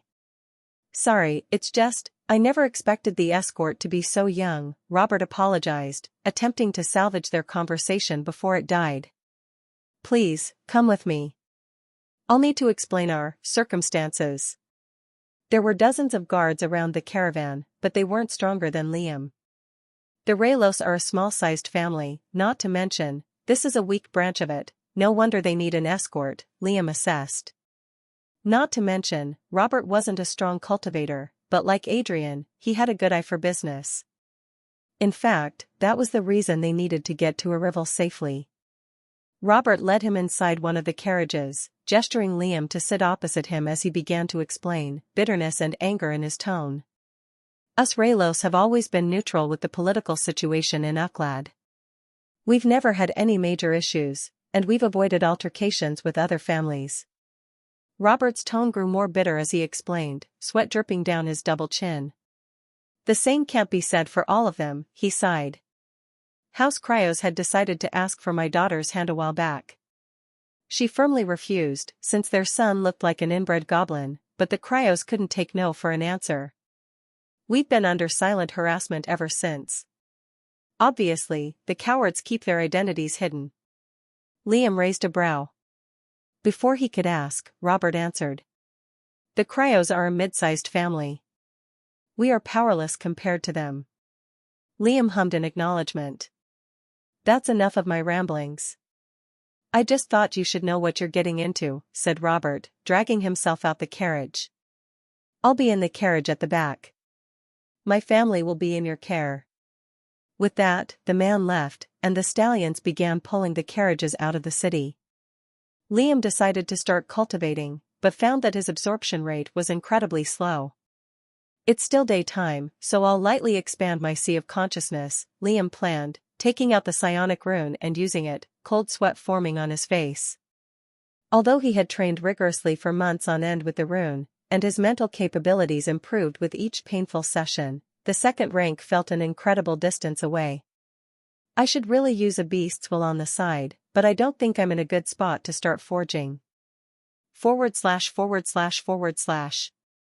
Hours passed, and the blazing sun started to fall. The scenery outside Liam's window changed, from lush trees, to small hills, to giant mountains appearing in the distance. Eventually, Liam got bored after an hour of training with the rune, and decided to perch atop his car, allowing the breeze to rustle his hair. Liam paid astute attention to the routes they passed through, stretching his mental muscle now and again. From the corner of his eye, an azure glint flickered amidst the tree-line. Suddenly, a javelin made from condensed water shot out like a jet towards his head, grazing his cheek as he tilted his head to the side. "We're under attack, stop the caravan," Liam shouted, unsheathing his blades and spreading his senses full force. 13 cultivators, all masked. 5 to his right, emerging from the tree-line. 7 to his left, appearing above a small hill, most wielded spears, bows and swords, which were even inscribed. The rest were magi, Liam presumed. Raylo's soldiers left their carriages and spread around the caravan, executing a defensive formation. Although the soldiers weren't too powerful, they had rank 3 bodies and decent mental prowess. Liam's gaze fell on Robert's carriage. "The mission depends entirely on whether or not he lives." Forcing a long breath, Liam's eye shifted left and right, assessing his approaching enemies. His strong consciousness sped up his thinking speed. "Not all of them are magi. I can kill the ones in front with ease, but those in the back could cause trouble," Liam assessed, a plan brewing within his racing mind. Liam shifted his attention to the soldiers, shouting orders with a commanding tone. "You all. Focus all your defenses on those above the hill." Although the soldiers were much older than Liam was, they all simultaneously complied with his orders. More than a dozen men shifted towards the mountain, leaving the tree-line side bare, except a young boy holding a pair of blades standing guard. The approaching goons at the front looked confused. They felt no mental energy from Liam, and neither did those at the back. "Don't underestimate him, the boy looks dangerous," one man shouted from the back. "Our objective is the girl, don't forget that." Still, the burly goons couldn't help but scoff, their auras and mental energies flaring with violence in Liam's vision. Before they could attack, Liam turned into a blur, reappearing next to the closest bandit. Before the man could even lift his spear, Liam's black katana and wakizashi, coated with lethality mantle and dark smoke, swiped against the man's chest horizontally. Viscera and blood gushed out of the wound, which festered with corroding darkness momentarily, and the man lost any feeling in his body. Another javelin made of condensed liquid shot at Liam, but with him aware, a sidestep sufficed as an evasion. The atmosphere changed. Bloodlust, unadulterated and demonic, spread across the surroundings, and fear clouded the goons' hearts. In their eyes, Liam was no human, but a vicious magical beast whose territory they invaded upon. "He's a darkness user, don't let him get close," a voice masked with growing panic shouted. Javelins of water, arrows blazing with fire, and even a small-sized boulder converged on where Liam stood. Few hit, but Liam allowed them to in order to push forward. Using cartilage brace, he strengthened his defenses, since his opponents had similar rank 3 bodies. A sword wielder took advantage of a javelin piercing Liam's shoulder, swinging at his neck, but found himself unable to move his arms. Before he could process what happened, his consciousness faded to dark. Chapter 72 Respect. As Liam pushed forward, a macabre trail of blood and severed body parts followed closely behind. A brave archer shot a flurry of blazing fire arrows at him, but instead of hitting him, they pierced the dead body Liam used as a shield. 3 left, Liam thought with a cold eye, surveying the archer and 2 spellcasters further up, whose attacks looked much more frantic the more Liam grew close, and weaker the more they used spells. Meanwhile, the Raylo soldiers were doing well holding up their front, with their advantage in numbers. They simply used their force as a collective. Though, now and again, an invisible arc of wind would shoot out and spread apart their defenses, but seeing Liam holding up 5 men by himself gave them valor like no other. The kid wasn't even 12 years old. They didn't have time to admire his sight for too long, shifting their focus towards the fight at hand. With another forceful breath, Liam threw away the charred corpse shield and weaved towards the archer, evading the azure javelin and the spike bursting from the ground.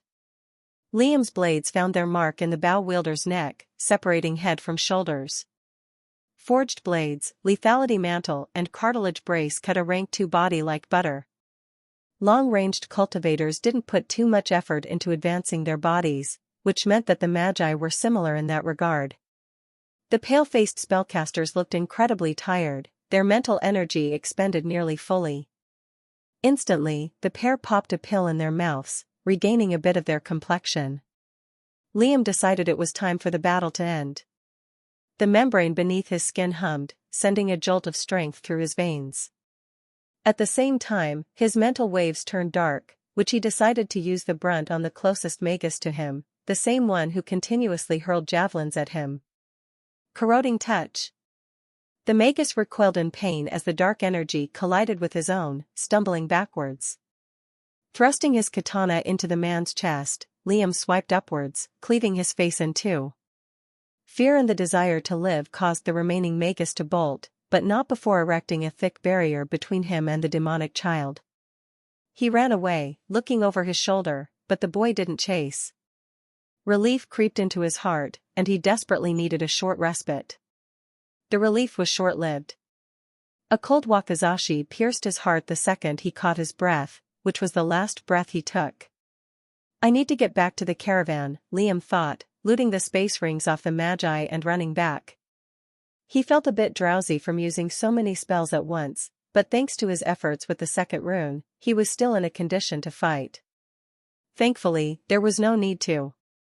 The Raylo soldiers had pushed away their sight of attackers, taking advantage of their lack of support and dwindled numbers.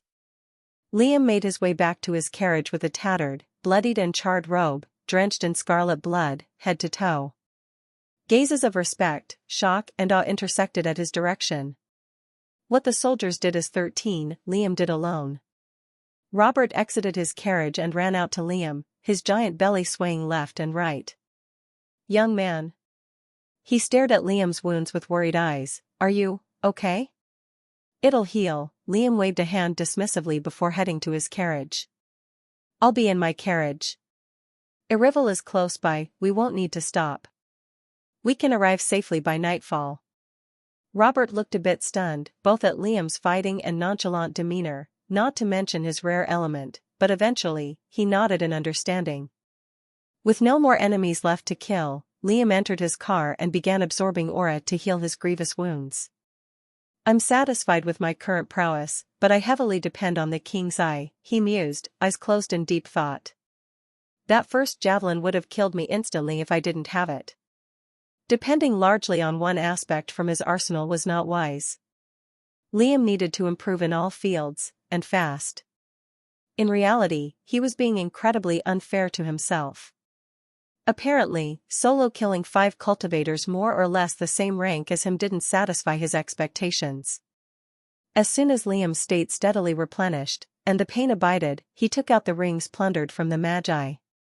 Disappointingly, there wasn't much to his satisfaction, some aura stones, no spells or techniques. Nonetheless, more storage was always a plus for Liam's needs. Soon, night fell.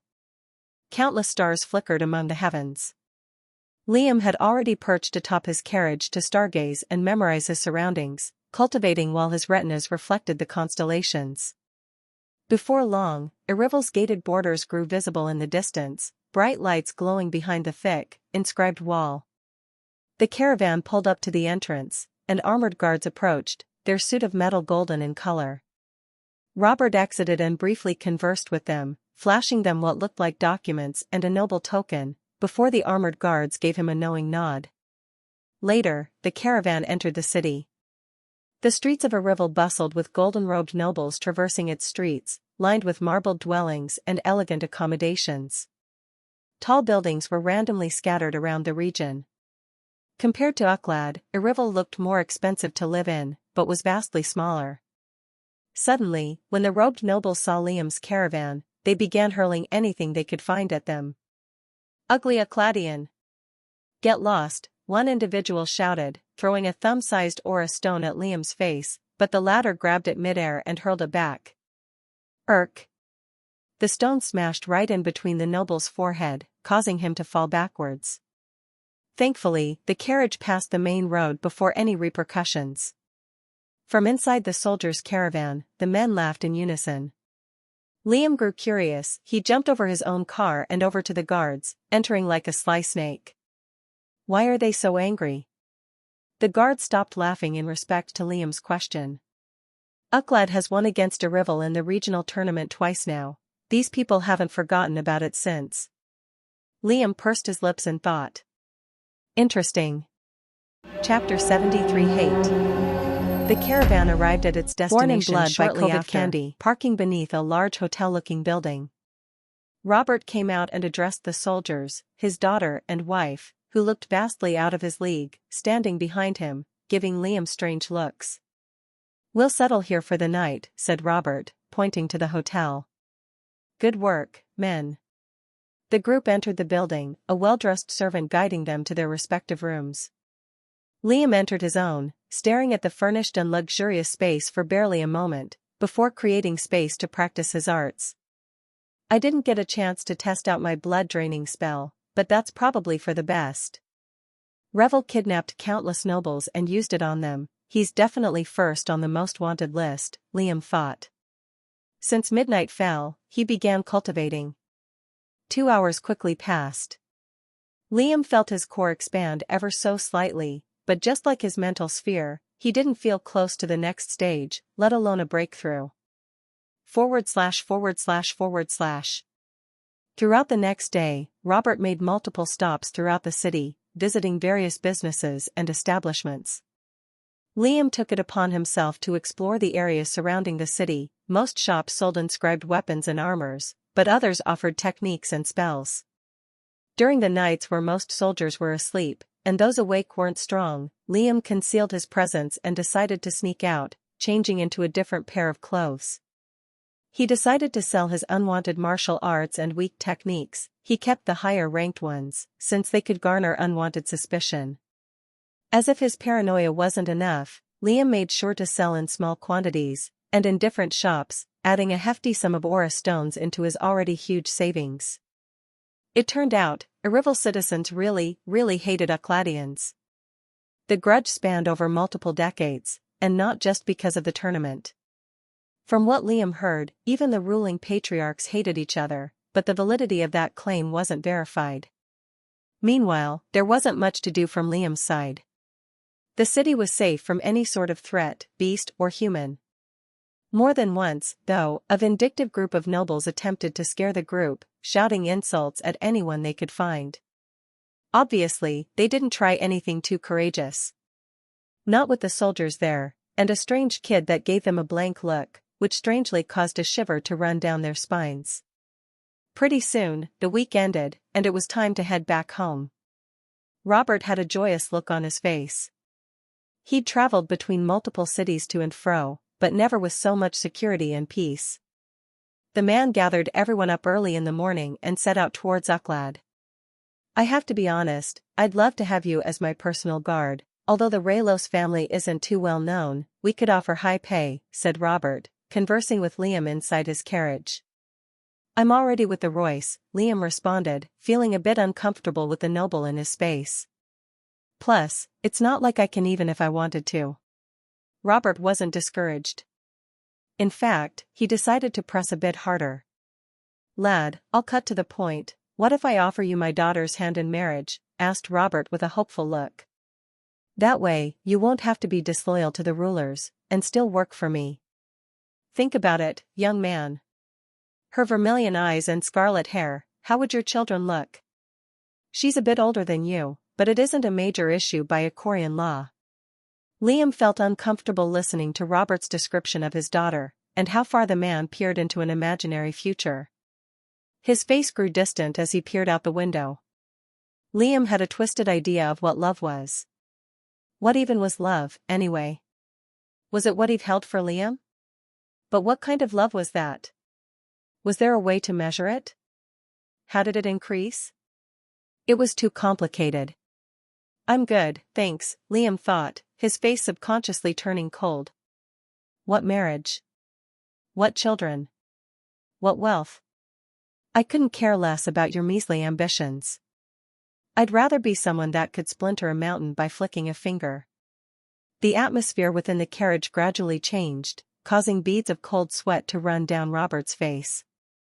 He grew unnerved, an anxiousness churning within the depths of his soul. He no longer felt safe inside that carriage.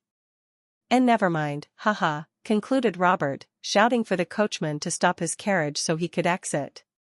I'll be out of your hair, young man. Liam remained silent, his gaze fixed towards the window. For the rest of the ride, no one bothered him. ///. The trip back went relatively safely after the initial attack. There was a large group of rank 3 spit lizards that would intersect with the caravan's path, which Liam himself decided to take care of. He figured testing out his drain ability on magical beasts was much safer and easier to do. He separated from his caravan and decided to attack the lizards before they arrived. It didn't take long for Liam to eliminate all of them. Spit lizards were ridiculously slow, requiring a full minute to charge a powerful stream of water. Liam simply killed one, then used its body as a cover for any attack shot his way, before rinsing and repeating. Shortly after killing them, he caused his nails to grow black and sharp, piercing the lizard's body with it. He felt blood gulping through his fingers and into his bloodstream, which the spell automatically sorted to become nourishment. This really is a masterpiece. Not only does it absorb blood, but it suits it for the human body, Liam thought. After finishing what he needed to do, he dumped the lizard's dry body into a waterbed for other beasts to devour. Soon, the caravan arrived at Ucladd. Liam exited his car and so did Robert, but the latter didn't approach too close to him. Thank you for your excellent service, young man, he thanked, handing Liam a jade slip, which was the sign of a completed mission. Liam limited to a nod before returning to his quarters, intent on checking out how Eve was doing. Before he could, though, his half-siblings blocked his path, their personal guards looking uncomfortable standing behind them. If I don't slaughter you two in the most painful way imaginable, I won't live with myself. Chapter 74 Chains. Time passed. Liam spent most of his days diligently training, pushing his mind and body past any limit it might have had. Of course, he couldn't actually advance his body, but only perfect its capabilities by improving his mental prowess. Liam spent more time completing missions than staying within the mansion. Truthfully, he did that to avoid his half-siblings and unwanted attention, but when Elsa and Ian began harassing his mother, he needed to stay behind. They're not smart enough to do that on their own, Adrian is giving them orders, Liam figured. That inevitably slowed down his progress. The twins realized Liam's body had regenerative properties, allowing them to express much harsher torture upon him. Quite honestly, Liam thought they were too green, despite being 3 years older than him. Most of their torture didn't faze him at all, just annoying him to no end and wasting his time. On the side, Liam didn't have much time to spare for his forging and blood weaving, but he didn't think he could create a powerful spell or weapon anytime soon. Liam kept in touch with his teachers via the rank 2 Jade, but hadn't met with them for too long. Other than that, the tournament was getting closer by the day. Ripples of excitement spread across Ucladd and every other major city, which Liam had actually visited during his many missions. Ucladd, Irival, Crygate, Lawgrass, Vence and Rist were the 6 noble cities, each with their own specialties and characteristics. Among them, only Irival had major problems with Ucladdians. Elsa, Ian and a few other of Liam's half-siblings were going to participate within the regional tournament. Of course, they didn't really need the rank 4 tempering method, being of the main branch gave them massive privileges, which was partly why they were so arrogant. It was their failure of a dad's acknowledgement they sought. Meanwhile, Liam tried his best in finding a way to participate within the competition. Mainly, he spoke to Samuel about it, and the head guard promised to look into it. /////. Liam stood in the middle of his messy room, his body bare, gripping his worn-down blades with a passive stance. He had just taken a bath, washing out his piss-stained robe for the umpteenth time. I'm gonna crush that monkey's skull one day. Heaving a calming breath, Liam loosened his grasp and dropped his black katana and wakizashi. But right before the pair of weapons fell to the ground, a dark chain made of darkness wrapped around their hilt pulled them back to his hands. Liam smiled in satisfaction.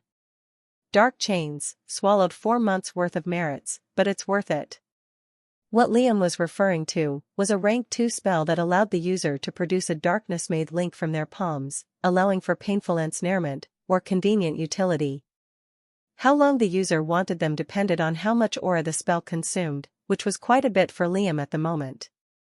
More importantly, Liam solved his range problem. Purgatory Knight didn't have any projectile attacks, but with the chains, he could hurl his weapons without losing them, similar to a Kusarigama. Liam wrapped the chains tightly around his katana and wrists, before twirling them like a rope and sending the blade flying. He was inexperienced with the movements at first, but after some practice, he was able to swing his blades with the chain, combining a deadly mixture of both close-range and mid-range attacks. However, upon a closer look, the chain started to damage the hilts of his weapons. I can't maintain this fighting style for long, but it's good against those that like to keep a distance. Nodding in satisfaction, Liam sheathed his blades when a knock surfaced on his door. Opening it, Liam found Samuel looking at him with a mixture of complicated emotions. "Samuel, I wasn't expecting you," said Liam. Over time, he nurtured a friendship between the Royce family soldiers, hence the lack of respective terms exchanged. It helped that he wasn't a snobby brat like the rest of his siblings. "I don't mean to bother you during your practice, are you free now?" asked Samuel. Liam nodded, attempting to invite the man into his room, but realized it reeked of sweat. "No matter, I was finishing up anyway." "Would you like to come inside?" he asked, hoping the man would say no. Samuel raised his hand. "That's fine, I just wanted to tell you about the upcoming tournament." A hint of a scowl grew on Liam's face. "Yes?" After a short, tense pause, Samuel spoke with a slight smile. "You've been allowed to participate, but on one condition." Samuel paused. "You enter as a peasant." Liam beamed, completely uncaring of Samuel's second point. Finally. Entering as a non-noble would probably garner some annoying attention, but a small price to pay. Seeing his reaction, the head guard heaved a sigh of relief. Truthfully, he liked Liam, which was why he personally delivered the news. "I'll be on my way, then. Good luck, lad." As soon as the head guard left, Liam visited his mother. "I got permission," Liam revealed, speaking to Eve in her living room. "I'll be able to participate." Eve flashed a smile, but Liam could sense she was uncomfortable with that. Most mothers were that way with fighting, but Eve had been used to it from a much younger age with her son. Nonetheless, she put on a smiling face and congratulated him, before Liam had to go and prepare for his upcoming competition. ///. Throughout the next month, Liam had mastered the first and second forms for Purgatory Knight, simultaneously honing his sea of consciousness to a sharp level. Dark Rend, the first form of his art, allowed the blade's smoky coating to burst into dark flames. Liam could maintain that ferocious state for roughly 5 minutes before feeling depleted. The second form, Mordant Severer, manipulated the coating of smoke to wear into a layer of sharpness, bolstering its lethality. Similarly to Lethality Mantle, it required a constant stream of aura, but didn't cost too much. Although Liam tried, he couldn't master the third form to his satisfaction. He did learn it, but its execution was a bit difficult. For now, at least. A month passed, and the day of the tournament arrived. Chapter 75 Journey. Liam woke up well-rested, without the usual scowl on his face. He barely expanded his mental sphere the previous night, pairing moderate cultivation with a well-needed rest, before taking a warm bath. Briefly, Liam inspected his ring. Rogan had gone all out and made him 4 pairs of blades made from rank 3 darkness beasts. After Liam mentioned his participation in the tournament, the blacksmith looked elated to showcase his forging ability in front of an audience. Liam nodded with a slight smile, before getting ready. Outside his room, could already sense the commotion of excitement. Servants and guards working together to prepare for the ceremony filled the air with a tense anticipation of sorts. Liam got dressed, a tight elastic shirt that didn't hide his defined muscles, paired with a robe that covered his lower half. A scarlet sash wrapped around his waist held the clothing together.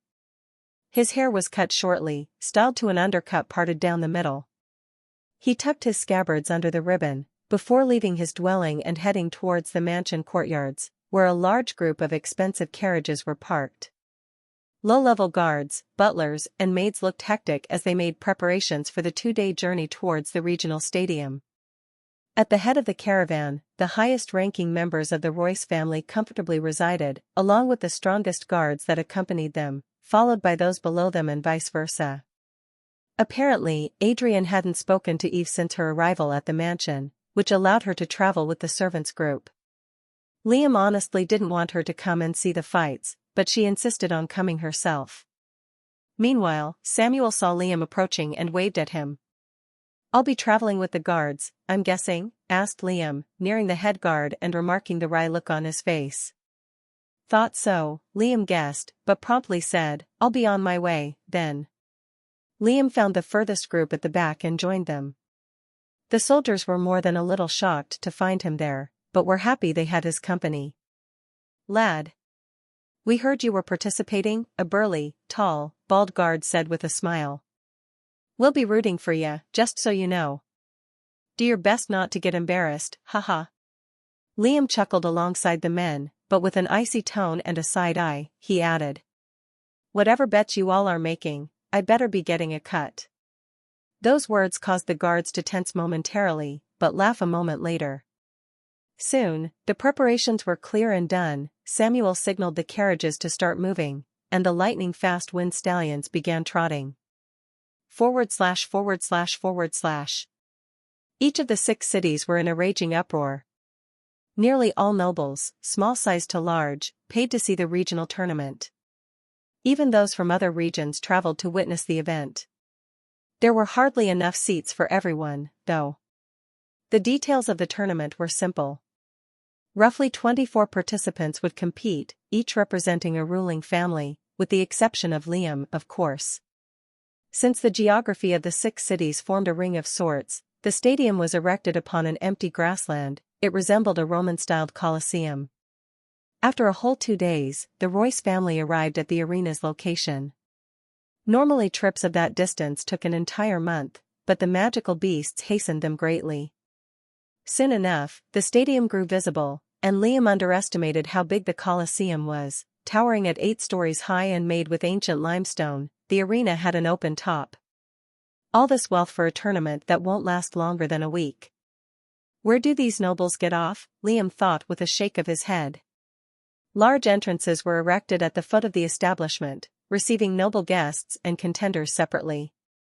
All the rulers had their own special gates, and the Royce family began entering through theirs. From the long line of carriages, one specific car lagged behind and stopped. "That's as far as we can go, friend," a skinny soldier said, handing Liam a pitch-black coin with the Royce family insignia on it. "Just show that to the lady behind the desk." "Good luck." Liam grabbed the coin and nodded, before silently exiting the carriage and heading towards the line of youths near one of the gates.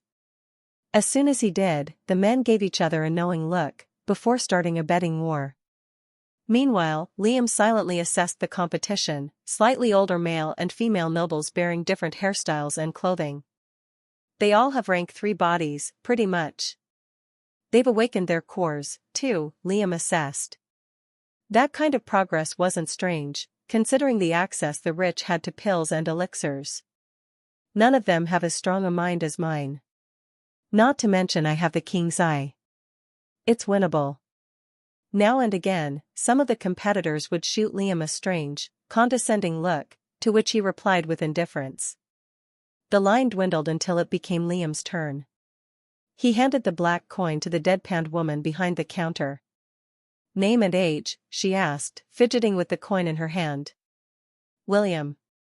11.5, Liam responded. "William. 11.5. No family backing." "Approved," she concluded, gesturing for one of the arena workers, who wore a purely white servant's garment, to guide Liam to his space. Muffled cheering noises grew louder as Liam entered the Colosseum, led to a small room that contained delicious-looking food and drink. It looked like a wardrobe of sorts, with drawers and cabinets all around. Straight ahead, a large, horizontal, rectangular mirror was plastered on the wall. In the center of the room, Liam could see a circular diagram. "What's that?" he asked the servant. "The teleportation matrix, sir. You'll step on that when your bout begins. The event will start in roughly 2 hours, please let me know if you require anything." Liam's eyes widened in shock for a minute, before smiling. "You can do that?" He lingered for a moment, and inquired with a curious tone. "Do you have any masks?" Chapter 76, First Bout. The servant nodded, bringing Liam to a specific cabinet.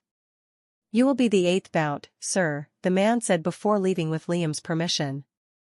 Liam browsed through the many face coverings, eventually finding one that he saw suitable to wear. Done with that task, Liam sat at the large table and began wolfing down his meals. Soon enough, night fell. Just then, an enthusiastic voice rang out in Liam's room, followed by the mirror opposite him flickering with lights across its reflective surface, revealing the vast stadium from an above angle. "Ladies and gentlemen, welcome to the Regional Power Tournament." Thousands of seats were filled with cheering nobles, divided into 6 sections by their familial colors. Liam's eye widened in amazement as he astutely scanned the TV screen. Through the king's eye, he could spot meticulous writings behind the mirror, which ran through the walls and presumably converged to a camera, or something similar, on the other side.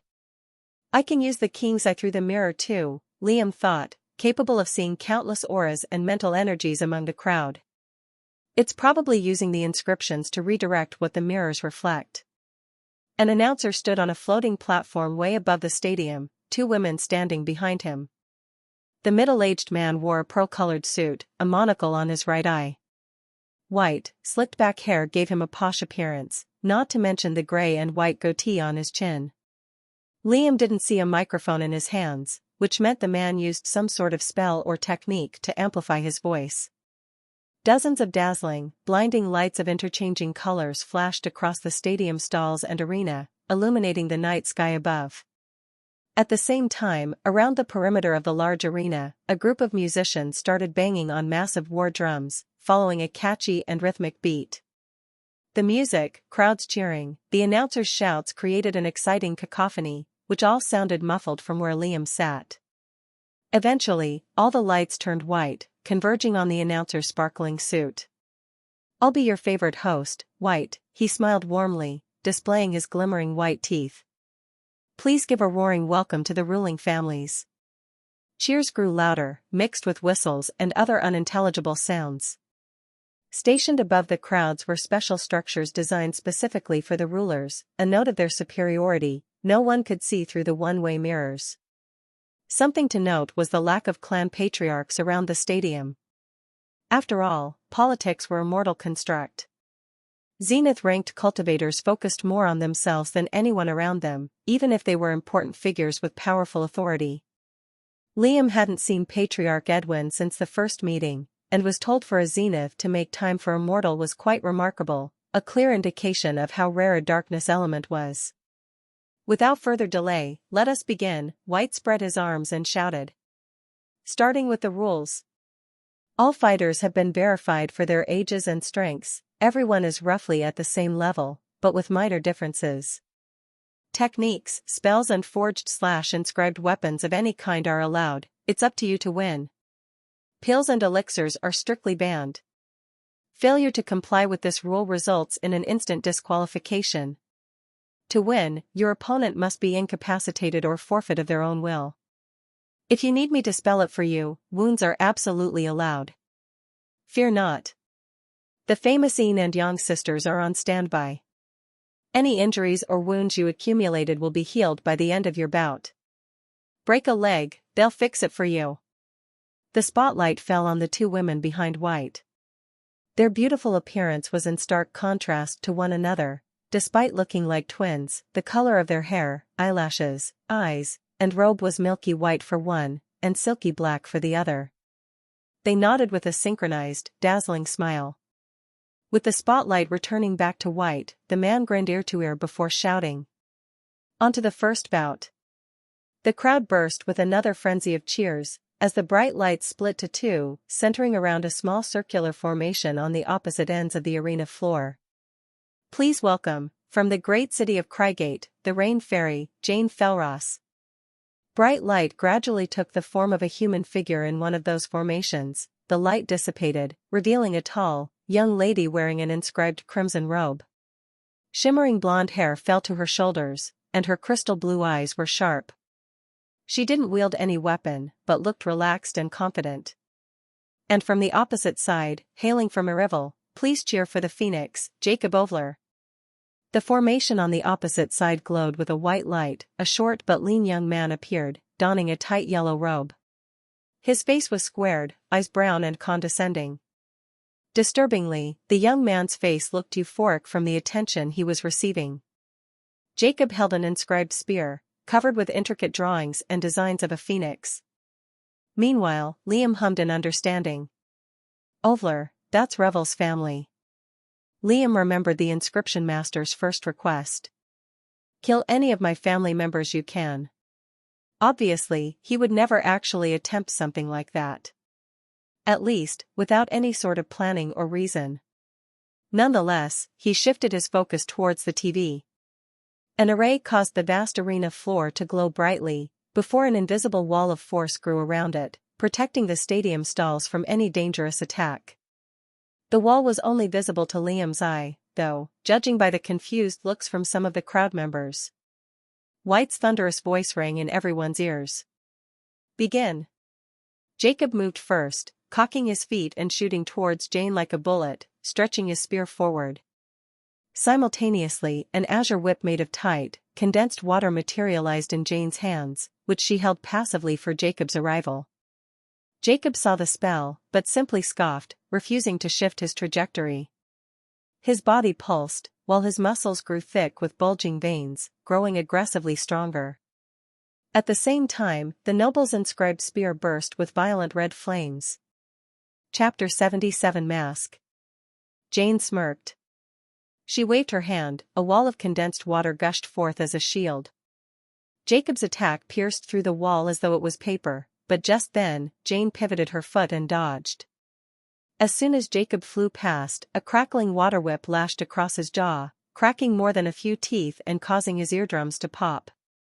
Inertia flung the noble towards the arena borders, which he spat out a mouthful of blood, cursing with any word he can find. Jane didn't dare let the noble rest, shooting at him with lithe but swift steps. Before she could release a barrage of wild lashes, Jacob's spear whizzed through the air, glowing brighter by the second, grazing her cheek as she attempted to dodge. "Sure." Boom. A deafening explosion bellowed through the arena, smashing against the wall of force and creating a cloud of smog that dulled all sight. The crowd held their breath, and the announcer's calls abruptly stopped. Meanwhile, the Yin and Yang sisters shot at the stage, finding Jane's charred and bloodied body. They nodded in synchrony, each taking out a large cloth that corresponded to their white and black colors. The cloth clung to Jane's body and entered her wounds, steadily healing them. Charred flesh and grievous wounds started to regrow with renewed muscle tissue. By then, the dust cloud settled, and the crowd erupted to a wild cheer, with the Crygate nobles visibly distraught. Servants ran towards the stage with a stretcher, escorting Jane's body back inside. Jacob raised his hands in triumph, waving at the crowd with a toothless and maimed smile, which the sisters quickly healed not long after. "The first round goes to Jacob Ovler." /////. Liam stared at the screen with a grimace. Inscribed items were dangerous, and currently, Liam had none. Not to mention, his current fighting style consisted of getting up close and personal, with the exception of his dark chains. Any explosive item could put him in a difficult spot. She could have easily won that fight, too.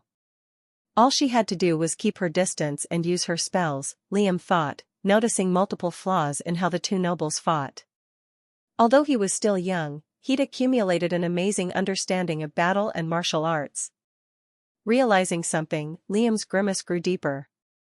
They're keeping their abilities hidden. They have to. The other contenders are studying their fighting styles and taking notes, Liam guessed. He was no exception, either. I'll have to limit my own usage too, but that means I'll have to win with sheer prowess. /////. Before long, the second bout began, Logras vs Vence, purple robe against green, Nick Lemros facing Sam Shiro. Nick was a handsome young man with well-styled blonde hair, wielding a needle-thin rapier. On the other hand, Sam was skinny, but lean. He didn't wield any weapons, but a dangerous aura covered him. Begin. Straight away, the clash started viciously. Sam blurred, reappearing ahead of Nick with his feet bursting into roaring red flames, smashing against the latter's rapier. A series of wide flaming leg kicks followed, each strike creating a bang louder than the first. Sam's fighting style bore similarities with capoeira, using his arms to maneuver his raging lower body. The swings aimed for Nick's lower body, mainly the knees and abdomen. Nick blocked those attacks and created distance, attempting to counter with quick stabs. The blazing flames burned parts of his robe, burning his skin. Nick was shoved to the edges of the arena. When his eyes turned severe, his rapier glowed white, a gust of wind enveloping his blade and body, creating a loud whirring noise. Sam's eyes widened as he attempted to fall back, but it was too late. Nick's rapier looked formless, creating gashes and holes all over Sam's body. The spell seemed to cause him pain judging by his strained expression, but the speedy and destructive nature of the technique pushed him forward. In a panic, Sam tried to cause his body to burst into flames as defense, but the wind overpowered it. Before long, it was over. The victor, Nick Lemros. /////. The bouts continued one by one. Liam watched intently with a slight scowl. Almost every noble participating had some sort of forged or inscribed item, not to mention their massive arsenal of spells they kept hidden. Even Elsa and Ian fought, winning by the skin of their teeth and only because of the aforementioned advantages. Liam looked disgusted seeing how joyous they looked from attention. Please tell me I get matched against one of them, Liam hoped. Before long, a servant knocked on his door. Sir? It's time for your bout. Liam fixed his hair and pulled it back, tucking it behind a small black hood he found in one of the cabinets. The servant shuddered as Liam exited his room, pulling his fearful gaze away. Please step on the formation whenever you're called, sir. Liam had chosen an unusual mask. It resembled a red Japanese oni mask, a wrathful expression on it, that covered the entirety of his face. The slitted eye sockets allowed the king's eye to eerily glow golden within the shadowy interior. Is there any mantle you have, sir? The worker asked with his gaze forward. Liam pursed his lips behind the mask and lingered, before answering with a hidden grin. Blood demon. Nodding, the worker whispered something to the black beaded bracelet on his right arm. Let the eighth bout begin, White screamed passionately from the top of his lungs. Originating from the Royce family, dashingly handsome and equally charming, the one and only, Ivan Royce. A handsome young man bearing the Royce family features appeared. Unlike the previous contenders, Ivan wore an entire suit of inscribed golden armor, dual-wielding a set of expensive-looking sabers. Ladies and gentlemen, as you all might have known, every year, we allow one person without a family backing to participate. Please welcome, William, the Blood Demon. Liam stepped on the formation with a soft sigh, and instantly, his surroundings changed. Chapter 78 Fear. Instantly, Liam's surroundings changed. How it happened was quite anticlimactic if he was honest with himself. It occurred in the blink of an eye, and there were no special effects of the sort. A spotlight focused on Liam's figure. At the same time, the audience was basked in complete darkness, but that didn't deter Liam's sight.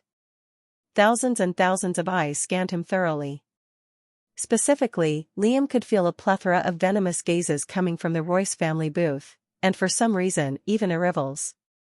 He could even see through the one-way mirror and look at Adrian's tense face, along with all his uncles and aunts staring at him with disgust.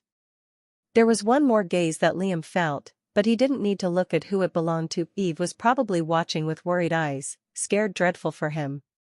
The crowd began booing, with some people throwing food and drink on the stage. Particularly, those from Arrival looked visibly enraged. Why, though? Was it the nickname? Realization dawned on Liam, causing him to chuckle and shake his head behind the mask. Revel, you old dog. Was this your name before you kicked the bucket?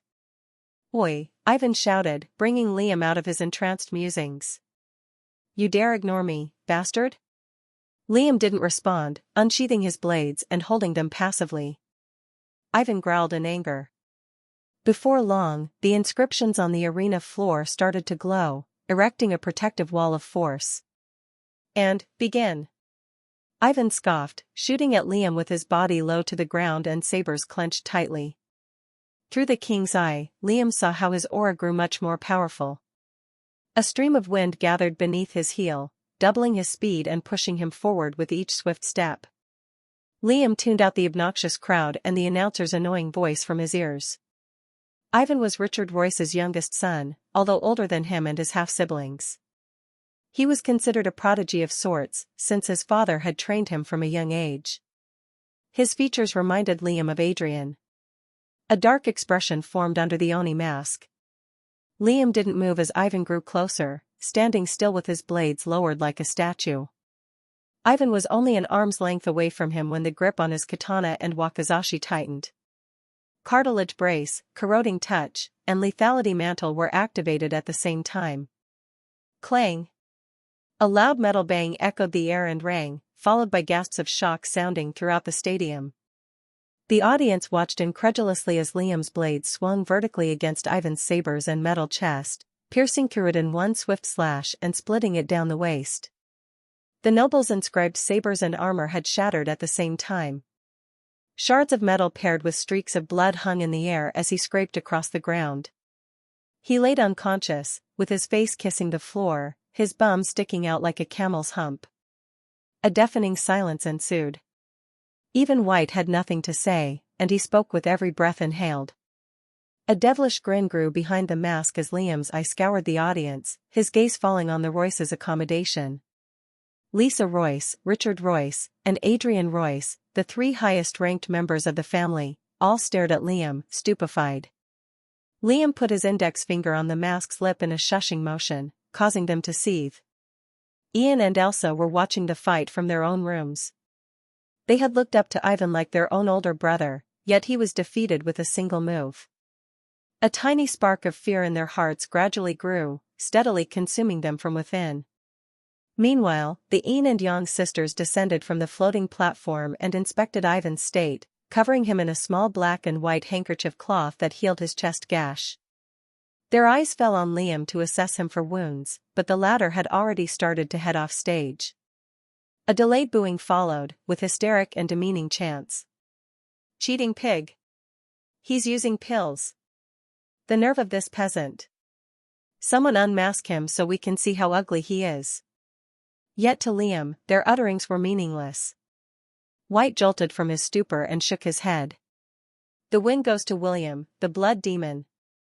Liam went past the tunnel and entered his room, instantly inspecting the state of his blades. The frail katana and wakizashi were both riddled with cracks, yet Liam was thankful to have such a thoughtful forge master. He still had 8 blades remaining. There's still a long time until I get done with all of these. As long as I don't use their special ability, that is. Using his spare time, he began cultivating and nourishing his mental energy. Before long, the TV in Liam's room flickered on, and White regained his lost composure. Noble guests. The next series of bouts will begin after a short break. From 24 contenders, 12 remain. As midnight came to pass, the stadium walls started to rumble and shake. Stone grinded against stone, as a large see-through dome started to cover the Colosseum's top. On the Colosseum's furthest wall, a larger and much bigger TV screen revealed itself. It flickered with lights dancing on its surface, displaying the brackets with the remaining fighters. Liam's eye fell on his next opponent. It was Jacob Ovler. Most of the remaining contenders were powerful enough for Liam to fight seriously. I'm still above them mental-wise. They just have more abilities. Like usual, the second half started. The fights were much more difficult and dragged out for longer too, since the contenders were facing much stronger opponents. At the same time, Liam had the chance to witness much more spells and techniques. Through the king's eye, he could even see mental attacks being used, letting him know who to be careful of. Although Liam would have loved to go against him, Ian failed to advance to the next bracket, but Elsa managed to win, only by the skin of her teeth. After a whole 2 hours, Liam's turn to fight came. Chapter 79 Overwhelming. Do you think he has a chance? Richard asked his sister, Lisa, with a stern scowl. His youngest son had lost to a peasant, bastard child. The man was seething inside. Though, Richard had known his sister to be the shrewdest when it came to scheming. She pursed her full lips and lightly bit down on them, her green irises staring out the window and at Liam. With a severe tone, Lisa spoke. I hate to admit it, but he's grown incredibly powerful over time. Even though my nephew and niece constantly harassed them, the boy barely sleeps. Adrian quietly listened from the side. His face was grave, sweat dripping over his brow.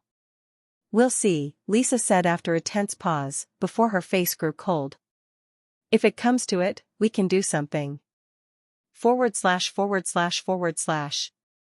Liam stood opposite to Jacob, blades relaxed parallel to his sides.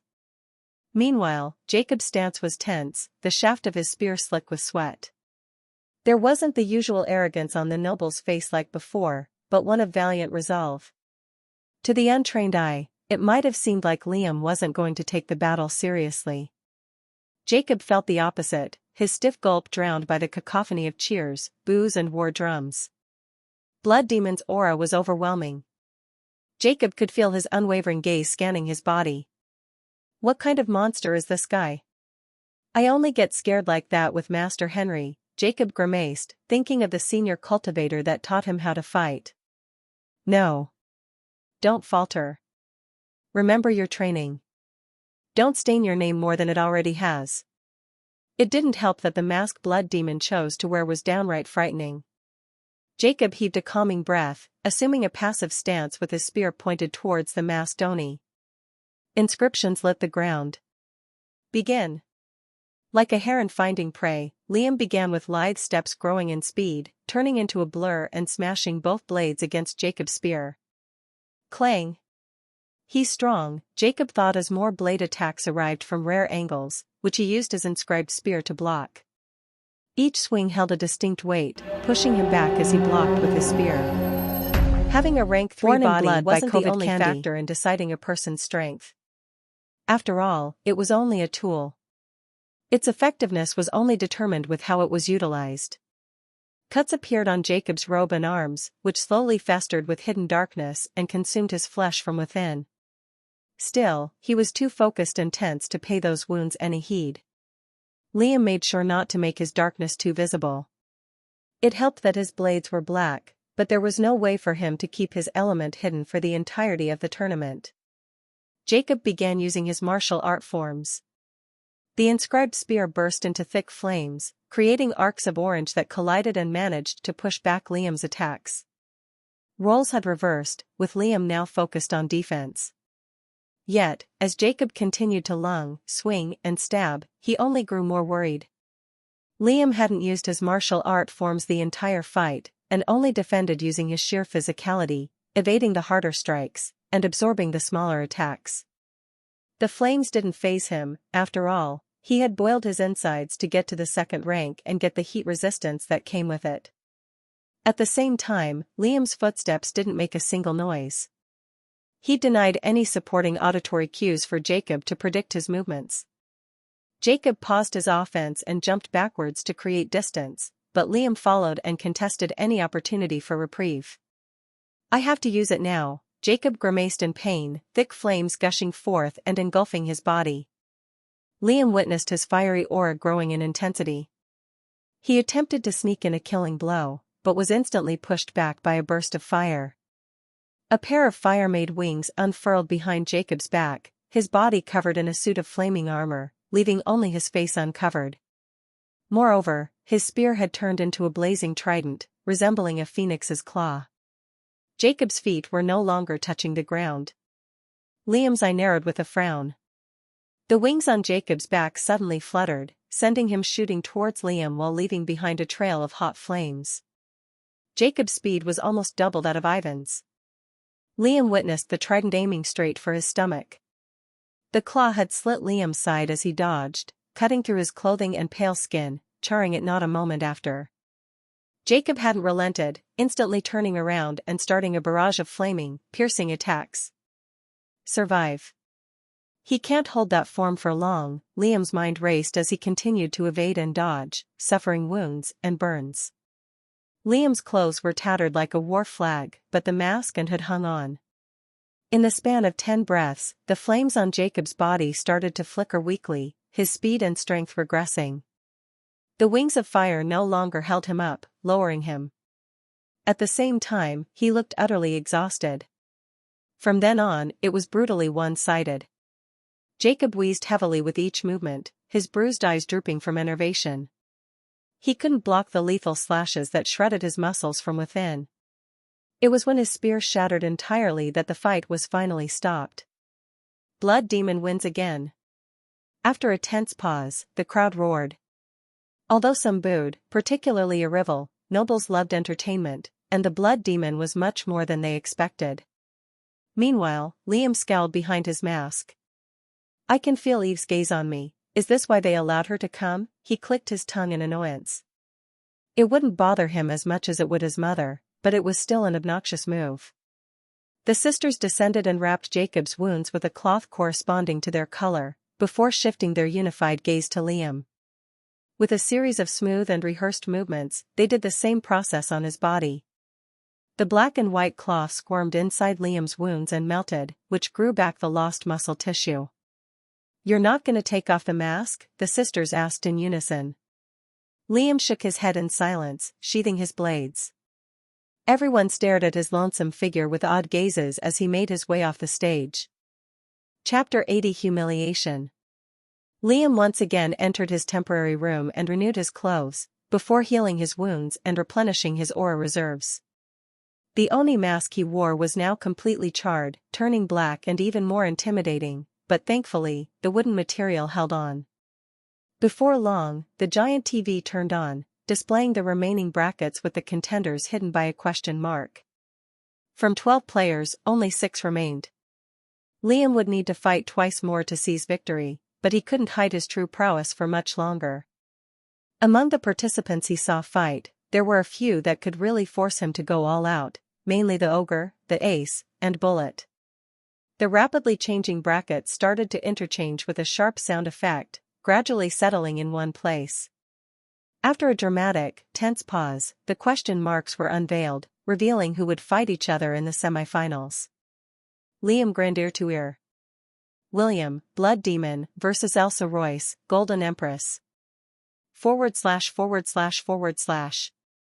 You can't let her fight that, devil child, Elsa's mother, Nikki, desperately begged Adrian. Adrian grimaced, beads of sweat dripping down his forehead. Even he knew the limits of his arrogance and pride. Elsa was not powerful, compared to Liam, that is. His grimace grew deeper, mind throbbing for anything he could use. Lisa and Richard shot him a piercing glare, like 2 lions intimidating a house cat. The tournament was equally organized by the major cities. Any decision that regarded it, big or small, had to be approved by a council consisting of a noble from the ruling clan. That being said, the matchups were fully random, an inscribed item was used to shuffle and connect them. Asking the council to change it could cause the Royce family to lose face and look weak to the other rulers.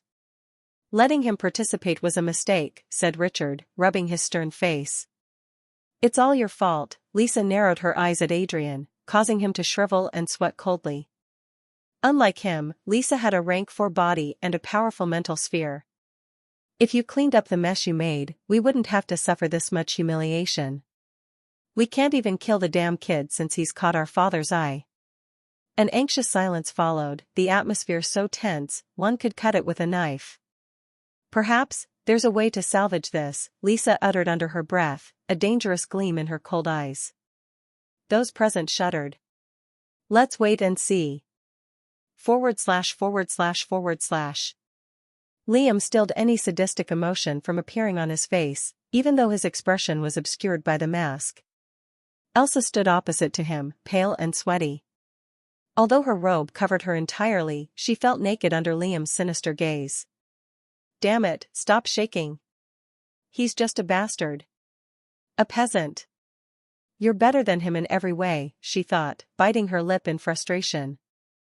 The crowd's chanting, cheering, and booing slowed, stretched and grew deeper in her ears, accompanied by the muffled thumping of her heart, which she mistook for the war drums. Her eyes were glued to Liam's charred mask, but something desperately begged her to look away. The longer she looked, the more the surroundings darkened.